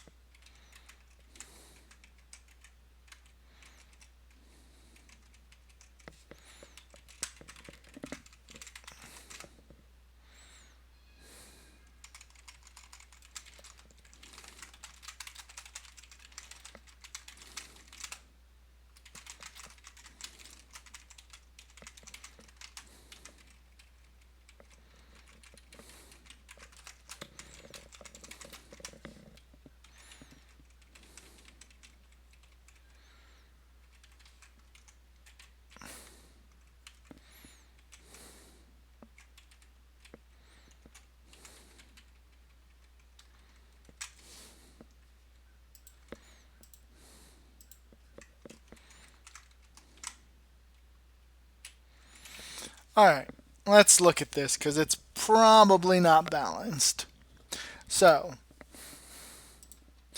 you've got two uses, and normally clerics get two things. They get turn undead, pretty good, and they get something their domain. So we should give the Evangel of Norella two different things that they can do. One's obvious, it should be an AoE heal, right? So Channel Divinity, Norella's Reconciliation is an action. So you could front load some inspiration dice. But you're going to be burning through inspiration, right? And so I wanted to be able to let you recover more inspiration dice, but then you get your channel divinity back on a short rest, right? So you'll just always have them, and that's too good for a bard. Sorry, bards. It is just too good for you. So that first one's got to go away. No Norella's inspiration, or I think what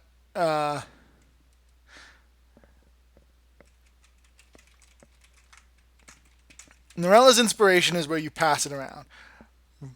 Norella's reconciliation as an action, blah blah blah.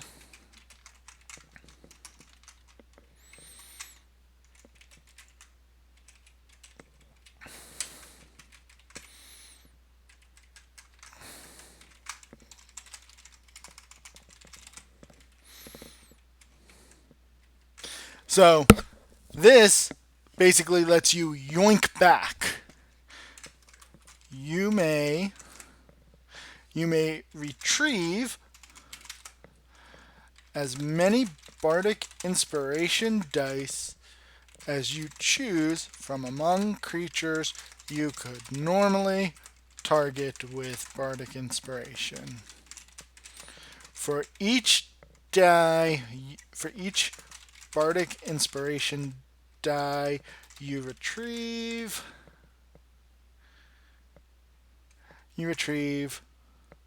what do you get? We wanna give you something. You may regain hit points equal to your wisdom modifier. If you for example, if you have 16 wisdom and recover 2 dice, you regain 6 hit points. So there you go. So you inspire everyone. You're like, go out, do good things, and then you're like, hey, give me that back. Let's bring it back to the table here, and you recover hit points. It's not a lot, but bards are pretty squishy.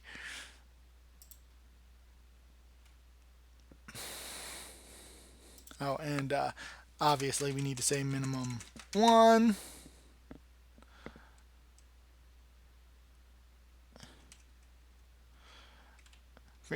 You retrieve. You may regain hit points equal to your.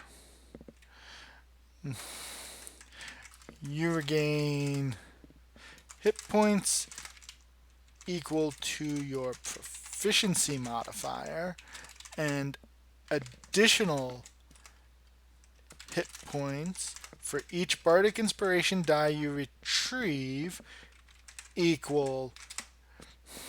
For example, if you have what's the proficiency modifier at here, this is good.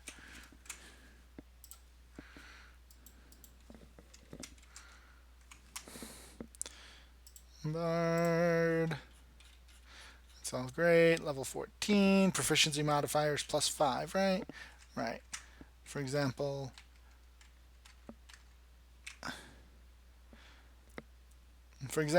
if you are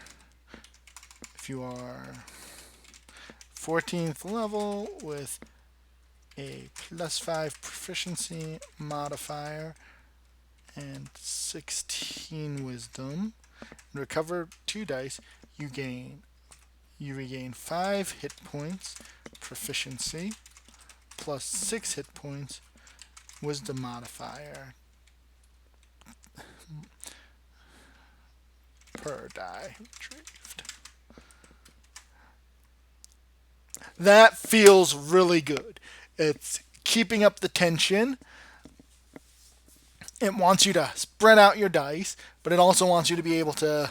So there's this tension where you can bring your dice back. You've got 2 uses of rest, so you can put everything out, yank it all back.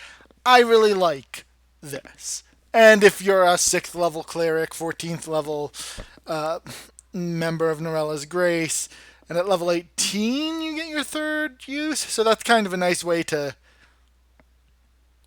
yeah, at 18th level you get to a third use. So that's a nice way to sneak in a little more scaling on the bard. So,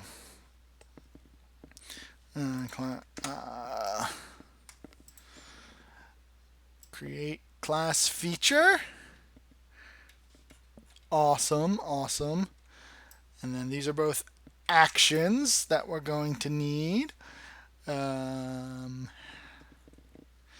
level scaling. So we want to add an action. Action type general. Name. Here, we're going to come down here. Let's do Norella's inspiration first.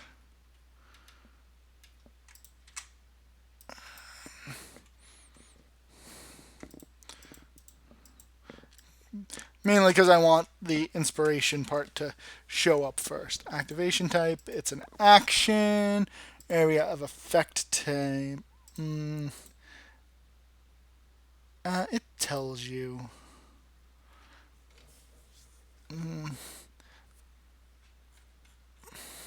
Channel Divinity, Norella's inspiration.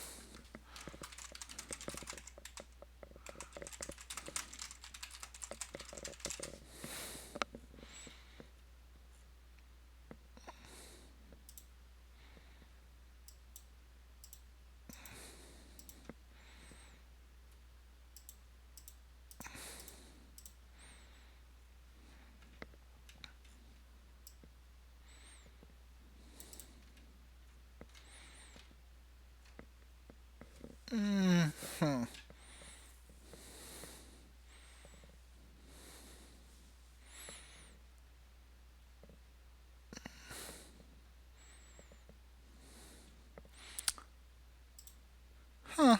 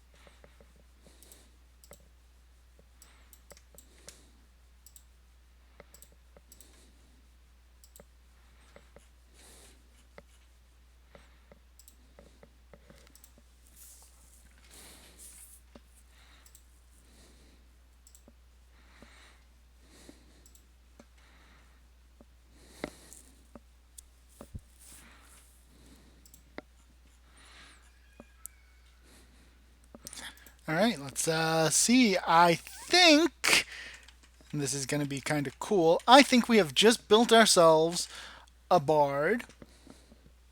But let's make sure that it does everything we need it to do. Standard, homebrew, whatever. We'll be a bugbear. Good. No choices. We're a bard. Add class. Proficiencies. Who cares about our musical instruments? Let's make sure that our... Alright. We're good at level 1. Let's go to level 3. Bard College. We are an Orisa Evangel of Norella. Bingo. It's like, hey, religion's already chosen. Choose something else. We'll just choose our Arcana religion because it doesn't really matter. Let's boom to level 6. Ability score improvement. Whatever. It's going to be. Who cares? Teaching Psalms. Magical reconciliation. Let's go ahead and go to level 14. Channel Divinity, Norella's Grace.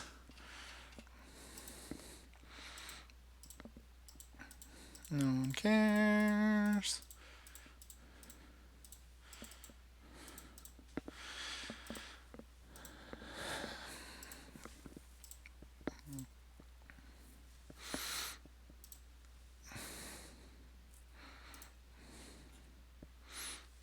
Two. Okay, so we have to combine those into one. And spells. Yes, great. And if we cast it, uses a... Good, okay. And then if we go up to level 18...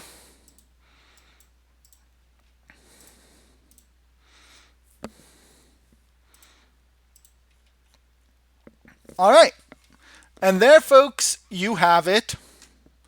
I'm going to, once I sign off here, I'm going to fix the channel divinity. But there you have it. How you build a subclass. There's our bard, the Evangel of Norella. Anyway, I'm going to go do some Thanksgiving stuff and talk to some folks. So thank you all. And if you liked it, let me know. Bye.